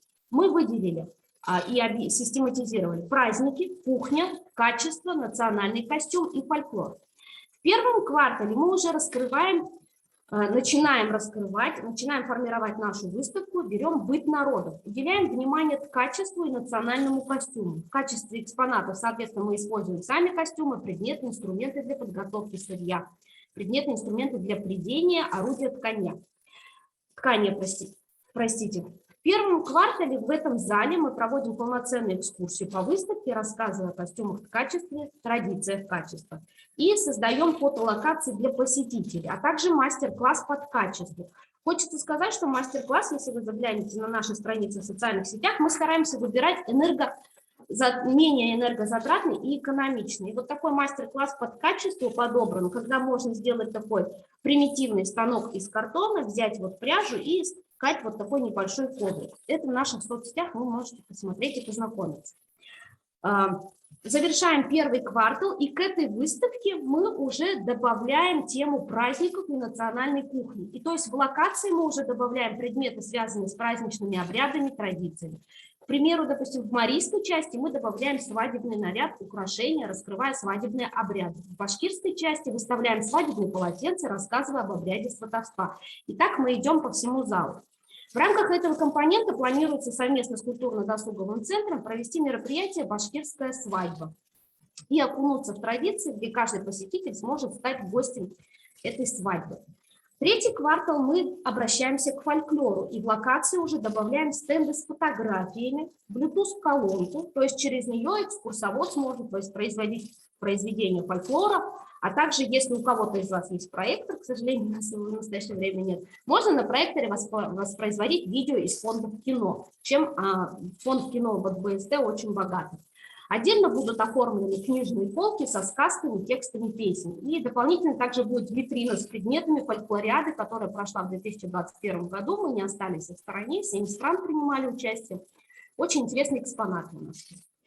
Культурно-образовательным мероприятием здесь будет мастер-класс по изготовлению кукол «Берегинь», а также куклы-стригушки. Представленные тоже мастер-классы у нас в социальных сетях, они уже скоро появятся. И завершающий четвертый квартал мы добавляем в наш проект, вот буквально минуту, национальную хозяйственную деятельность и бытовую культуру. Оставили на четвертый квартал большую часть предметов бытовой культуры, поскольку они экспонировались до этого длительное время на постоянной экспозиции. То есть мы выжидаем и снова их выставляем. В четвертом квартале посетителей будет ждать интересный мастер-класс «Роспись тарелки», где на выбор художник может показать применение любого орнамента по желанию. Но мы здесь вдохновились Октябрьским фарфоровым заводом, который сделает такой замечательный башкирский орнамент. Это тоже хотим применить. Здесь нашим партнером будет детская художественная школа, которая представит глиняные тарелки. Ну, в заключение, уважаемые коллеги, хочется сказать, основные идеи этой выставки. Во-первых, то, что она круглогодичная и дополняемая. То есть не надо каждый раз составлять новую выставку, новую экспозицию. Это ее аудиовизуальное сопровождение, звуки природы на фоне во время экскурсии. Также это возможность проводить мастер-класс в этом же выставочном зале, в этих же локациях.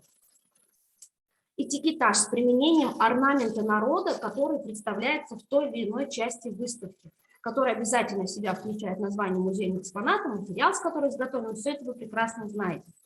Для открытия, конечно, отдельно приглашается телевидение для анонса экспозиции, вот как вот в Октябрьском замечательно сделали, мы тоже с такими идеями вдохновляемся.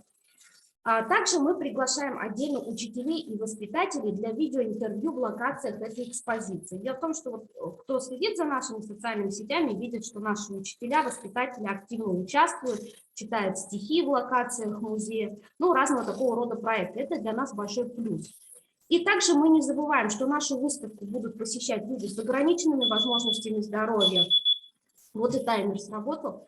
Поэтому все должно быть продумано, что можно дать в руки, что должно быть хорошо закреплено, где можно присесть, отдохнуть, соответственно, громкость звуков тоже нужно продумывать. И заключительный момент, который мы применяем, это мы применяем TikTok в своих выставках, в своих локациях. Также с этим можете познакомиться. Ну, я, в принципе, вкратце постаралась познакомить с нашим таким необычным проектом. Думаю, мы вам чем-либо сможем, поможем. Всегда будем на связи и приглашаем вас в Буктюлинский историко-краеведческий музей. И всё. Спасибо большое, Лилия Ансаровна. Масштабный проект затеяли, очень интересно. Удачной реализации. Далее слово предоставляется директору Мечетинского историко-краеведческого музея Ахкамовой Назире Фазыльяновне. Здравствуйте. Здравствуйте.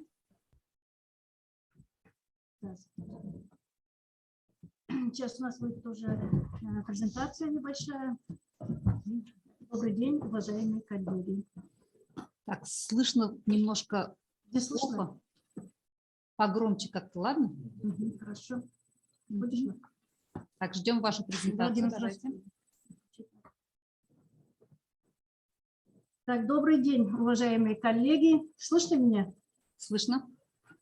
Так, в настоящее время все больше внимания уделяется истории, культуре, национальным традициям, самобытности отдельных народов. Открываются широкие возможности для использования краеведческого материала в музейной деятельности. Это доказывает и 2022 год, проходящий как год культурного наследия народов России и год башкирской культуры и духовного наследия, который является важным направлением работы и Мечетинского историко-краеведческого музея. В музее действует культурно-образовательная программа «Культура моего народа», состоящая из 3 направлений: быт, обычаи и нравы жителей района в прошлом веке, народные музыкальные Презентацию инструменты. листаете, да, извините, пожалуйста. Вы сейчас вот дальше по презентации шли или только пока первый у вас слайд стоит? Просто мы не Это можем первый понять, слайд движется она стоит. или нет. Будем. Так, народные музыкальные инструменты и народный костюм. Цель этой программы – познакомить посетителей с этнической историей, традиционным хозяйством, жилищем, предметами быта, укладом жизни, обычаями, традициями, общественными и семейными праздниками, народным искусством. Обратить внимание на традиционный народный костюм, старинные детские игры и забавы, традиционные народные промыслы. Данная программа... Назира Фазыльяновна, извините. Я вас прервала, извините. Не видно нам презентации, она не листается. Первый слайд только стоит. Вы его опять-таки вот как надо на весь экран, чтобы было? А вот видно так? Нет, так. Алия Сибгатовна, вы на связи, подскажите, что сделать. Да, попробуйте в левой стороне, вот где у вас есть номера слайдов, нажимать мышкой. Должны были вот эти. Вот в левой стороне, вот на второй слайд мышкой нажмите.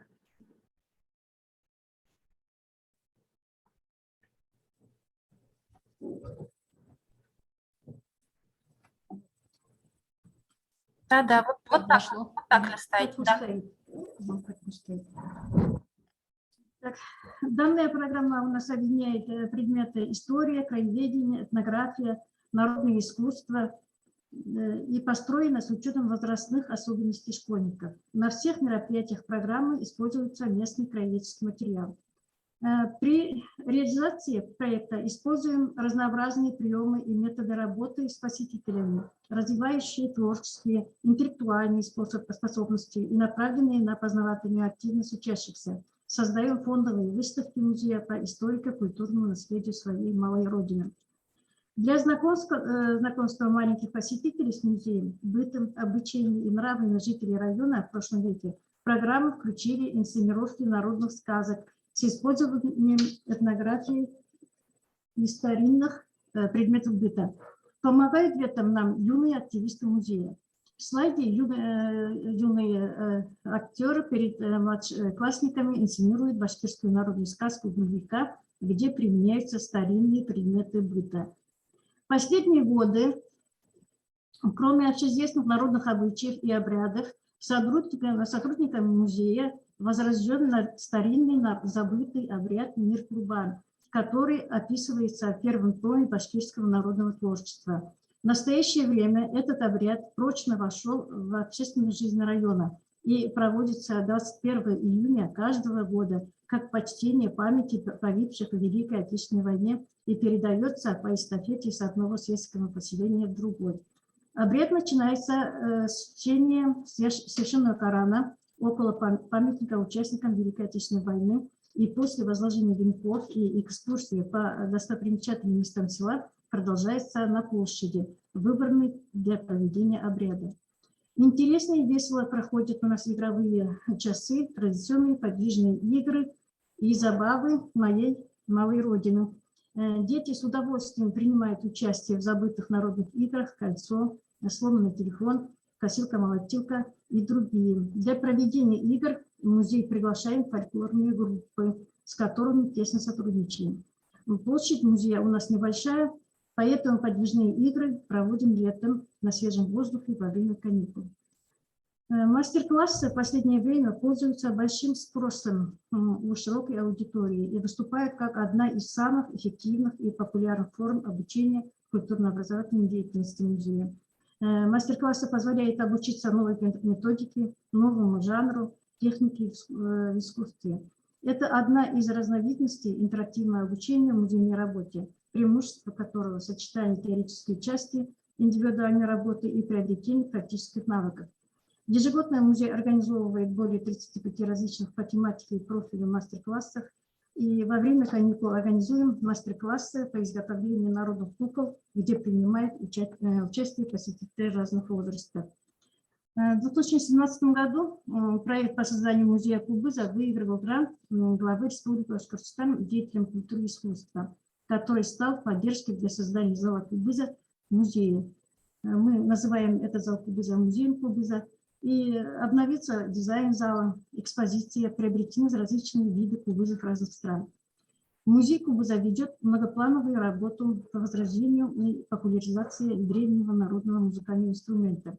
Проводятся передвижные выставки кубызов, которые играют большую роль в возрождении интереса населения к народной культуре, воспитанию у современной молодежи и детей представления о ценности традиционной культуры как национального достояния. С открытием обновленного музея Кубыза стало возможным проведение музейных уроков с целью создания учащихся эмоционально настроенных на восприятие башкирских народных инструментов, ознакомление учащихся со звучанием башкирских народных инструментов, их историей возникновения. И на уроках используются музыкальные инструменты из фондов музея, просмотры видеозаписи игр знаменитых музыкантов, проводятся викторины. После интересной и познавательной экскурсии в истории Кубыза проводим мастер-классы по обучению игры на кубызе. Мастер-классы проводят преподаватели детской школы искусств, победители межрегионального конкурса кубызистов и исполнители ИСБ «Горловой пение». Работу над традиционными костюмами Северо-Восточного Башкир Республики музей начал с 2017 года. Работу начали с этнографических экспедиций по району. Изучили фонды школьных музеев, установили связь с пожилыми женщинами в универ, нашли несколько образцов старинных женских нагрудных украшений Северо-Восточного Башкир, организовали научно-практические конференции с приглашением специалистов из Республиканского центра народного творчества. Проводим много мастер-классов по тамбурной вышивке, по изготовлению колпачков, нагрудных украшений, подворотников. В первое время создания костюма было допущено много ошибок. Начали изучать книги Руденко, Щетовой, Камалиевой и других. Организуем выездные мастер-классы, обучающие занятия для взрослых. Для учащихся проводим уроки как в музее, так и в школах, где рассказываем об особенностях и элементах традиционной одежды. Важное место занимает деятельность музея выставки. Экскурсии по выставкам национальных костюмов музея стараемся проводить в форме литературно-музыкального лектория. Используем народные песни, легенды, фольклор. В 2021 году в районных мероприятиях, посвященных году башкирской истории, организовали несколько этнографических выставок во Дворце культуры. На выставках экспонировались уникальные этнографические материалы, предметы быта, одежда, разнообразная кухонная утварь, характеризующие историческую особенность башкирских родов, населяющих район. Все материалы на выставках предоставлялись жителями района, и некоторые предметы этнографии им были переданы в фонды нашего музея. Вот у меня все. Выступление свое заканчиваю. Спасибо за внимание. Спасибо, Назира Фазыльяновна. Очень интересный опыт. Следующий докладчик – научный сотрудник Национального музея Республики Башкортостан Усманова Салима Маратовна.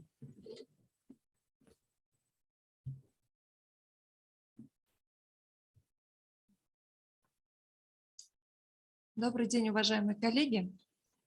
Мой доклад будет о башкирском национальном костюме по итогам экспедиционной и научно-исследовательской работы в фондах Национального музея Республики Башкортостан, филиалах и частично муниципальных музеев Республики Башкортостан. Башкирский национальный костюм, как целый пласт декоративно-прикладного искусства, привлекал внимание ученых, этнографов, художников и краеведов. Первая экспедиция относится к XVIII веку. К примеру, академик Паллас посетил Башкирский край еще в 1793-94 годах. Он, как путешественник, описывает то, что видел по пути следования. Ученый был в основном в Зауралье и на северо-востоке Башкортостана. Описал башкирский женский костюм и приложил к работе его гравюры, в котором башкирка изображена в конусовидном головном уборе. И многие другие путешественники зафиксировали богатство башкирского края. С 1906 года большую экспедицию в Башкортостан совершил ученый Руденко, конечно, мы его все знаем. И в 20 веке, в середине 20 века огромный вклад для науки по изучению башкирского костюма внесла всеми уважаемая Светлана Николаевна Шитова. В последние 8-10 лет наблюдается резкий скачок интересующихся по изучению национального костюма своей местности. В Национальном музее и в районные музеи, слышим, все чаще обращаются народные мастера, кожевники, вышивальщицы, реконструкторы, ремесленники, этнодизайнеры Республики Башкортостан, а также приезжают и из соседних регионов дизайнеры. Также они хотят выявить родоплеменные особенности в декоре, украшений и одежды, и аксессуарах. Да, к слову, хочу сказать, что Национальный музей является соорганизатором многих конкурсов ремесленников, а также международного конкурса «Тамга». Этот конкурс известен уже последние 3 года. Работает по пошиву башкирской национальной одежды, что подталкивает на необходимость продолжать научно-исследовательские работы в музейных фондах текстиль, драгметалл и частных коллекциях. Как показала практика, в глубинах музейных фондов и глубинах сундуков пожилых информаторов можно найти уникальные виды платьев, еще не изученных нагрудных украшений. Головные уборы, камзолы, богато расшитые еляны также требуют и реставрации. Так как многие предметы хранятся в музеях без истории и данных о происхождении, что также затрудняет работу во время формирования тематических выставок, экспозиций, а также обогатило бы более детальное изучение предмета, обогатило бы экскурсии в музеях. К примеру, моя первая поездка состоялась в село Азово Архангельского района. Информатор сообщила о старинном платье начала 20 века из черного однотонного сатина с 2 оборками. Также изучила семейные фотоархивы, где все женщины в черных платьях, и на одной из девочек было даже ожерелье из монет и цепи. Похожее ожерелье описано в книге Шитовой. Ожерелье, гырга, муинса, салбыр и воротник. В соседней деревне Одундар были обнаружены старинные тканые рушники. В деревне Тавакачево были изучены семейные архивы, фотоархивы в семье, в котором ярко представлены нагрудные украшения хакал, о которых уже забыли и старшее поколение. Платья, фарточки, мужской казакин и головные девичьи уборы, колпаки. Далее в Абзелиловском районе деревни Бурангулова посчастливилось познакомиться с информаторами, у которых по сей день в сундуках хранятся виды знаменитого тамьянского хакала, то есть нагрудного украшения. Там же от информаторов более пожилого возраста были записаны воспоминания о манере ношения головных уборов, рассказы разновидностей кроя платьев с вышивками. В Аскаровском историко-краеведческом музее хранятся также уникальные штучные предметы, такие как хараус-налобная повязка с неповторимым орнаментом, ни в каких других музейных собраниях не встретить. И удивительные накосники, камзолы, также местные нагрудные украшения хакал. Экспедиция продолжилась в Баймакском районе. По пути в Баймак, в Тимясовском историко-краеведческом музее, где также была исследована башкирская народная одежда, в экспозиции обратила внимание на удивительной красоты вышитые платья с растительной орнаментальной розеткой по подолу и тамбурной вышивкой на манжетах Не характерное декоративное украшение для местности. Такого рода платья чаще встречаются у челябинских башкир. Сельтер – нагрудное украшение, похожее внешне на абзелиловский хакал, имеет все же явное отличие своим композиционным решением и нашивками из полудрагоценных камней, бляшек, цепей с подвесками. Доехав до Баймака, убедилась в том, что насколько богат наш башкирский край.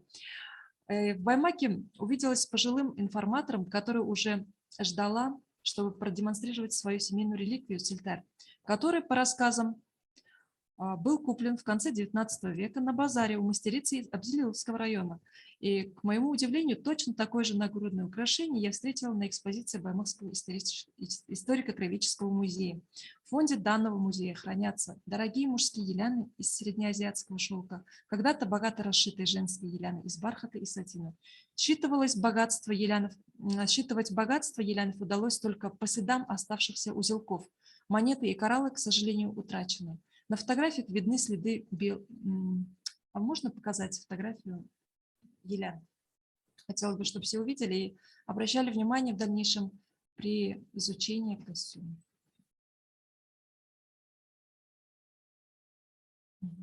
На фотографии видны следы былой роскоши. И, к счастью, сохранились удивительные вышивки в виде древа из цветных нитей и бисера на спинке женского еляна. А также хранится замечательное девичье затылочное украшение в виде треугольника, украшенное старинными чешуйками. Нет, дальше. Более дальше еще. Или назад. Угу. У нас же не 3 слайда. Еще. Угу. Сейчас хотелось бы показать еляну. Нету? Вот этот елян можете показать? Угу. Далее, ну вот обратите внимание на елян, и тут... Пожалуйста, но нам не видно. Как? Нам не видно фотографии. Сейчас видно? Все, да. Ну вот обратите внимание, видите, да, шелковыми нитями вышиты солярные знаки. На подоле еляна спинка у нас украшена, это вот в Баймакском музее, украшена древом жизни, как по обычаям, и они упоминаются и в фольклорно-обрядовых праздниках. И виднеются, как раз ракурс взяла такой, что виднеются места, следы от монет, от серебра, от кумбердер, это бляшки с гравюрой, гравюрой говорю, чеканкой. Угу. Ну вот. Далее добрались до Сибайского историко-краеведческого музея, в фондах и экспозиции которых хранятся еще более разнообразные виды этнографических предметов, завораживающие хараусы, нагрудные украшения, платья, фартуки. Далее можно листать. Богатые еляны и камзолы. В Сибае также встретилась с информатором, которая принесла нагрудное украшение своей бабушке, Тушельдерек, из деревни Талукай Баймакского района, который состоит только из монет на лопатообразной форме. Подобные нагрудные украшения под названием Кумыш-Идел хранятся и в деревнях Иткулова, Абзак и в моем семейном фотоальбоме, на котором изображена моя прабабушка. Можно самый последний, 7? Прабабушка, уроженка когда-то существовавшей деревни Гадельша Баймакского района. Да. Вот на фотографии вы видите мою прабабушку. У одной из жительниц Кувандыкского района Оренбургской области, теперь она уже проживает в деревне Юнаев Зенчуринского района Республики Башкортостан, было изучено платье конца XIX века. Имеет следующие особенности: цельнокроенный нагрудный прорез украшен царскими монетами и подол 3 атласными лентами желтого, голубого, зеленого цветов. Ценность находки в том, что она имеет схожие элементы по описаниям путешественника Крашенинникова по изданию «Под солнцем Башкирии». В Краеведческом музее села Исенгулова Зенчуринского района были исследованы экспонаты старинные нагрудные украшения Алмидил и Вил. Об этих элементах женского костюма информация имеется также у путешественника Крашенинникова, который гостил в 1916 году в доме Муллы в деревне Иткулова Зенчуринского района. Цитирую. «Бибикей вошла, кокетливо одета в зеленый шелк. На полуоткрытой груди на галун были навешаны ряды серебряных монеток». Возвращаясь в Уфу по Стерлитамакской трассе, не могла оставить без внимания музей города Кумертау и Шимбай и Стерлитамак, фонды и экспозиции которых также пестрят разнообразием уникальных в своем роде видов ткачества, верхней одежды, ювелирных изделий. Доехала до северо-востока, также, это уже более другое время, республики Мечетлинский район, Салаватский район, Аскинский район. И районные музеи, руководители музеев также охотно представили свои фонды к изучению и возможность включить в научный оборот в виде статей их уникальные этнографические коллекции. Ну и в глубинах фонда Национального музея Башкортостана сохранились редчайшие предметы декоративно-прикладного искусства, образцы вышивок, узорного ткачества, художественной обработки металла и кожи, деревянная утварь. Здесь собран богатый материал, который позволяет дать развернутую характеристику башкирского декоративно-прикладного искусства XIX и первой половины XX века. Как итог многочисленных экспедиций в музее имеется бесценное собрание украшений из кораллов, серебряных подвесок и монет, различные формы нагрудники, наборы фигурных застежек, браслетов и колец. Очень богаты на находки были экспедиции в 70-80-х годах, организованы в Дувеликановский, Гигинский, Учелинский, Баймакский, Кугарчинский, Абзелиловский районы. Была собрана коллекция праздничной одежды башкирских женщин, расшитой шелком, кораллами, позументами, металлическими накладками. Обувь пополнилась мужскими и женскими сарыками. В последние годы в музее проделана большая работа по реконструкции и реставрации старинных экспонатов, но на достигнутом, как вы все знаете, мы не останавливаемся. В планах много проектов как по реконструкции, по реставрации, так и по пополнению фондов предметами. Подводя итог и к завершению моего доклада, хочу сказать, материальное и духовное наследие, представленное в фондах музеев, должно стать достоянием и современной культуры. При умелом и творческом изучении традиционной башкирской культуры современные мастера, реконструкторы смогут создать интереснейшие модели одежды, как casual, офис, а также и прямое прочтение музейных предметов, сохраняющие национальный колорит. А совместная работа хранителей, музейных работников, научных сотрудников и кропотливая работа реставраторов сумеет сохранить и продлить жизнь богатейшего башкирского культурного наследия.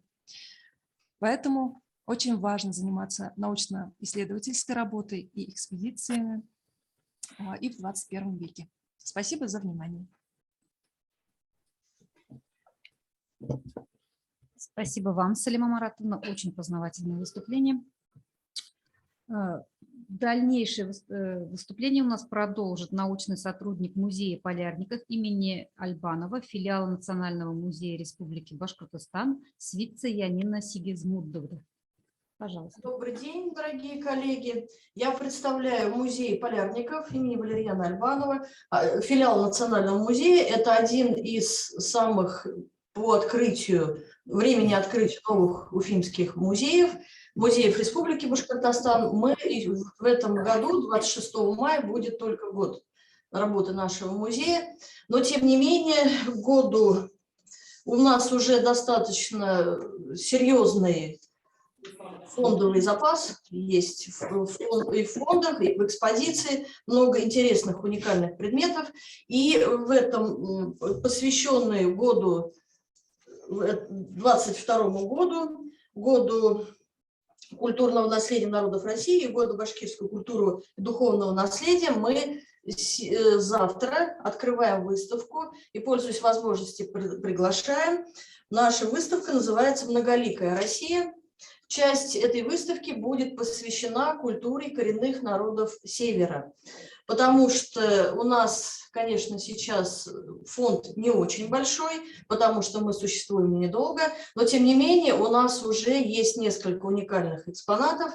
Есть две женские сумки, ненецкие, то есть это не сувениры, именно из Ненецкого стойбища оленеводческого. Перед открытием музея нам сделали подарок, то есть привезли, они называют это туции, то есть две сумочки.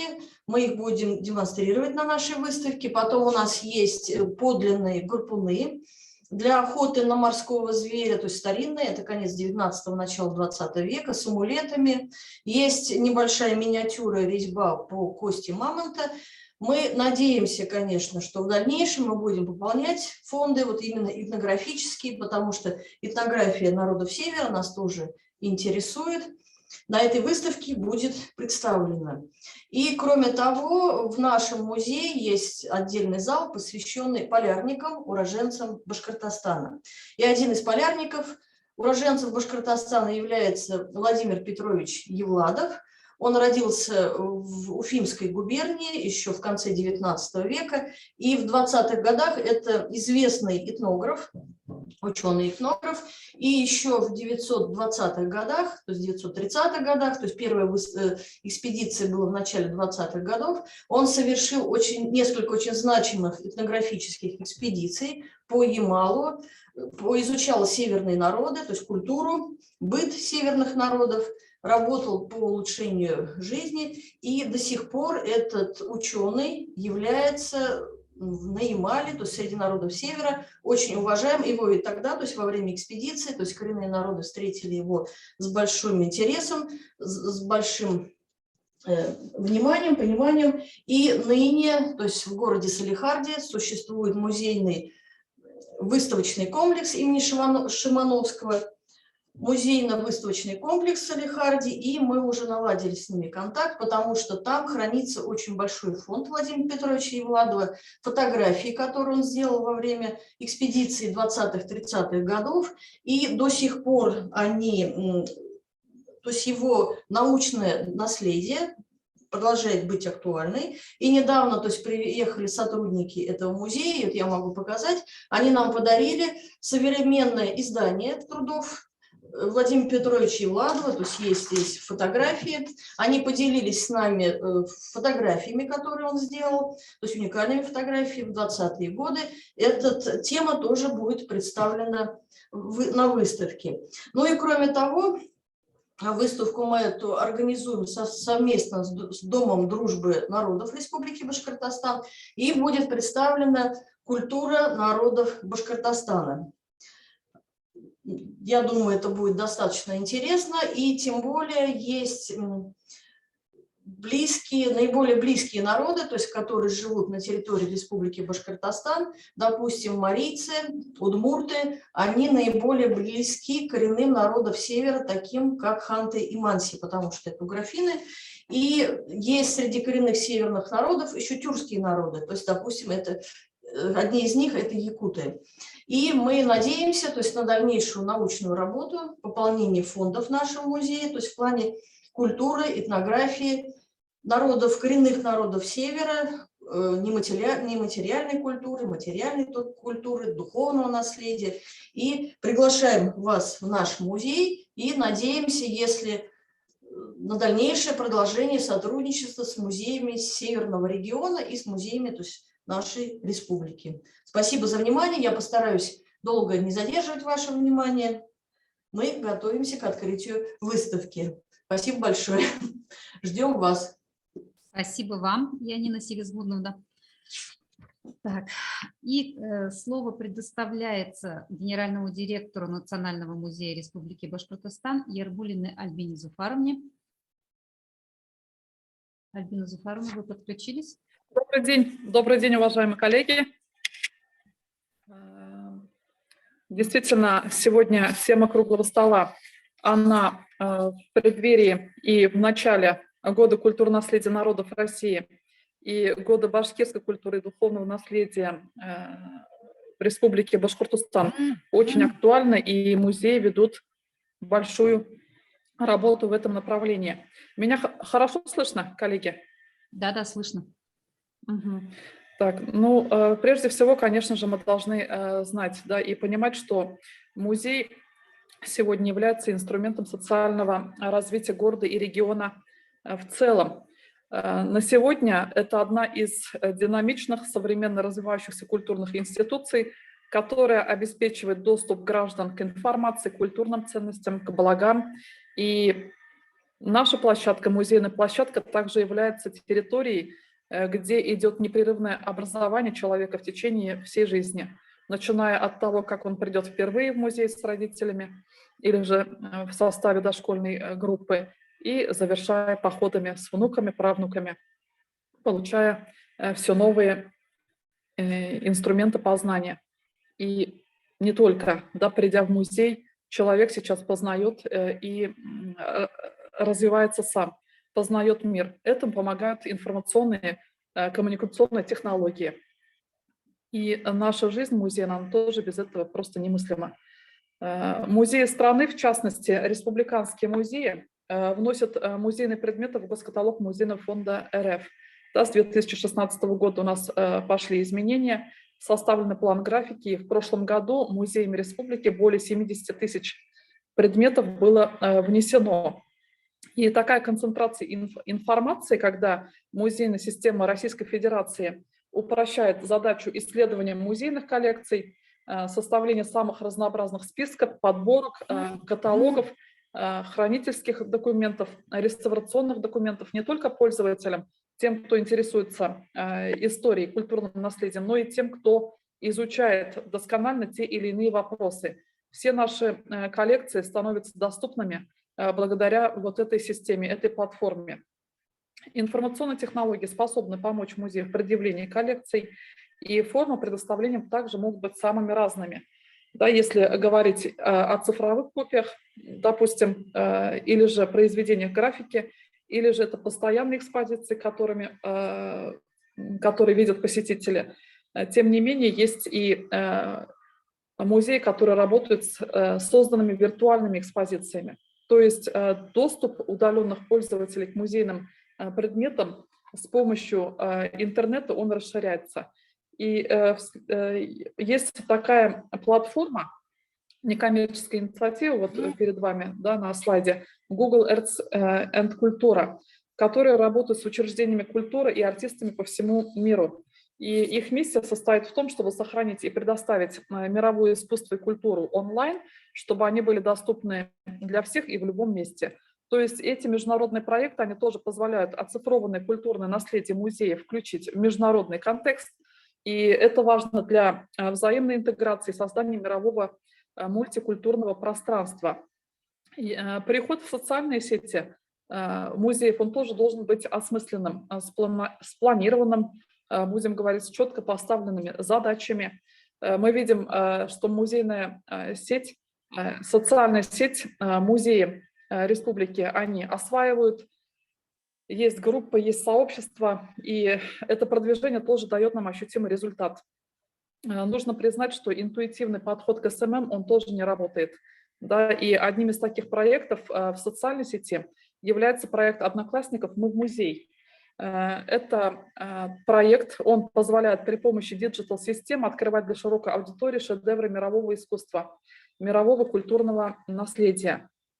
В целях обеспечения доступа к знаниям, информации и культурным ценностям создан и работает, и мы с вами работаем в этом цифровом проекте Министерства культуры РФ, это портал культурного наследия «Культура РФ». Все события Пушкинской карты, все мероприятия, которые должны знать наши посетители, они находят отражение именно там. Ну и, конечно же, мы должны через свои сети популяризировать эту платформу. Следующее. Вот, заметную роль в уровне развития цифровых технологий сыграл в условиях пандемии, так скажем, пандемия способствовала тому, что цифровые технологии музеи стали применять чаще. И число обращений к цифровым ресурсам в сфере культуры в 2020 году составило более 118 миллионов единиц, превысив уровень 2019 года в 2 раза. В последующем до 2030 года число обращений должно увеличиться в 6 раз и составит 690 миллионов единиц. И данные показатели, они влияют и на рейтинг главы региона, и на деятельность ведомств, учреждений, в том числе и музейных. В прошлом году, в конце прошлого года, был проведен мониторинг сайтов учреждений культуры. А если помним, эта работа по созданию сайтов, она началась во второй половине, будем говорить,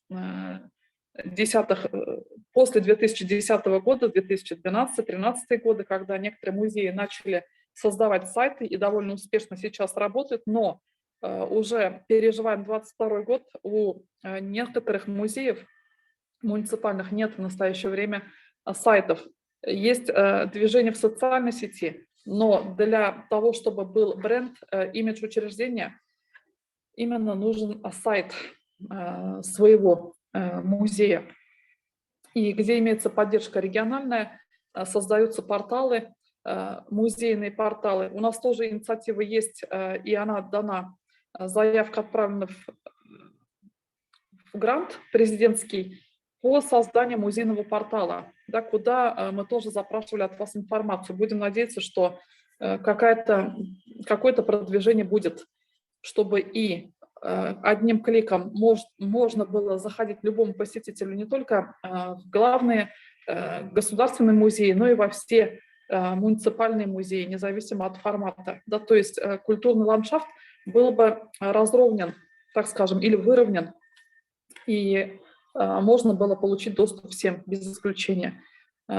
Наша задача музеев, тем, кто имеет сайт официальный, это сформировать качественный контент.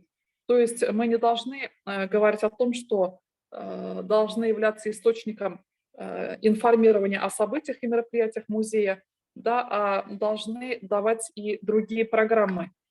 В наше время, когда переходит государство на дистант, будем говорить, и образовательная система, можно предлагать разным целевым аудиториям специальные онлайн-программы для обучающихся, так и развлекательного характера.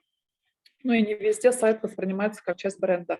Информационные технологии нам нужно учитывать и использовать в научно-исследовательской работе, которую ведем в музеях.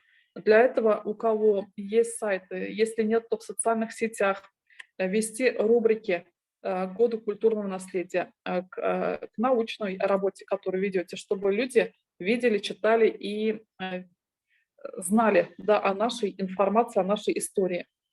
Удачное использование клипов, подкаст, которые тоже разрешимы, которые можно использовать. Проблема наших музеев в кадрах, которых мы, к сожалению, не имеем. Анализ анкет прошлого года выявил такую, так скажем, цифру, да, что из более 80 музеев, из 90 музеев, только 3 имеют IT-специалистов. Это очень малая цифра для нас. Уровень использования цифровых технологий в экспозициях музея также признана низкой. Это 3,1 балла из, так скажем, 10. Средний балл у 18,5% музеев из 82 музеев, принявших участие в опросе. То есть цифровые технологии для использования, они должны быть для нас тоже достаточно актуальными, и мы должны работать в этом направлении. Следующий слайд, уж вкратце только скажу, что был у нас вопрос о целях музея до 2030 года. Да, у нас есть плановый показатель до 2030 года, есть в целом хотя бы среднесрочный и дальнесрочный ориентир до 2030 года, где нужно было отметить позиции. Вот в этом опросе музеев видим, да, что 88,9% опрошенных музеев отметили, что необходимо подготовить музей к повышению его социальной роли в обществе. Вторым был по популярности ответ разработать и внедрить инновационные методы презентации музейных коллекций. Это 84% ответивших. И третий ответ, тоже более 80%, привлечь внимание местного сообщества к важности сохранения регионального, культурного и природного наследия. 80,2%. Остальные цели также были отмечены большинством музеев и набрали более 70%. Предложили 2 музея другие цели, это 2,5%. Тоже скажу, да, по итогам анкет, коллеги, здесь будет интересно. Это обеспечить новую подачу экспозиции музея при помощи новых IT-технологий, современный музей, музей семьи Аксаковых и добиться строительства новых помещений музея в городе Баймак, в селе Ургаза, музей Целина. Это Баймакский историко-краеведческий музей. Сетевое партнерство пожелали развивать партизанский историко-краеведческий музей, Милюзовский, музей семьи Аксаковых. Это тоже говорит о том, что музеи не стоят на месте и видят тренды, которые исходят в информационном мире и хотят идти в ногу со временем. Поэтому, что хочу сказать. Да, вот тема докладов, которые прозвучали, к сожалению, посмотрю в записи, да, они достаточно актуальны и востребованы. Нам нужно делиться опытом, как можно чаще делать выступления и проекты межмузейные, чтобы можно было посмотреть, да, свои коллекции у гостей, будем говорить, в другом районе или в другом городе. Пандемия показала, что число коммерческих выставок у нас уменьшилось, но увеличилось число выставок за счет внутренних ресурсов, за счет своих фондов. Поэтому вот эти моменты как раз актуальны для того, чтобы представить все наследие, которое мы храним, которое сохраняем для будущих поколений. Тем, кто хочет видеть, тем, кто желает знакомиться с прекрасным и хочет познавать историю. Вот эту миссию будем исполнять вместе. Поэтому, уважаемые коллеги, я думаю, что у нас это начало года, до начала семинаров круглых столов. Вот только подводя, так скажем, некоторый момент своего итога, хочу сказать, что с коллегами организационно-методического отдела обсуждали вопрос следующего семинара. Это подсчеты онлайн и офлайн мероприятий, которые должны быть не только фактическими, да, пришедших посетителей, но и правильный подсчет онлайн работы нашей с вами, которую не всегда видим, она очень достаточно большая, загруженная и тоже требует определенной системности, чтобы росли и показывали мы свои стабильные показатели. Благодарю участников круглого стола за участие, за доклады и передаю слово Галине Владимировне. Спасибо большое, Альбина Зуфаровна. На этом мы завершаем работу сегодняшнего круглого стола. Уважаемые коллеги, докладчики наши, ждем от вас ваши доклады, материалы ваши, презентации.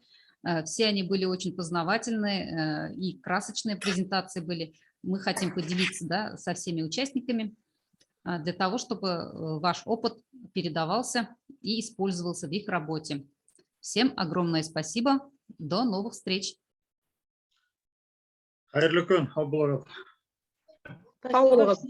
Спасибо. До свидания. Спасибо вам. До свидания. Очень познавательное мероприятие.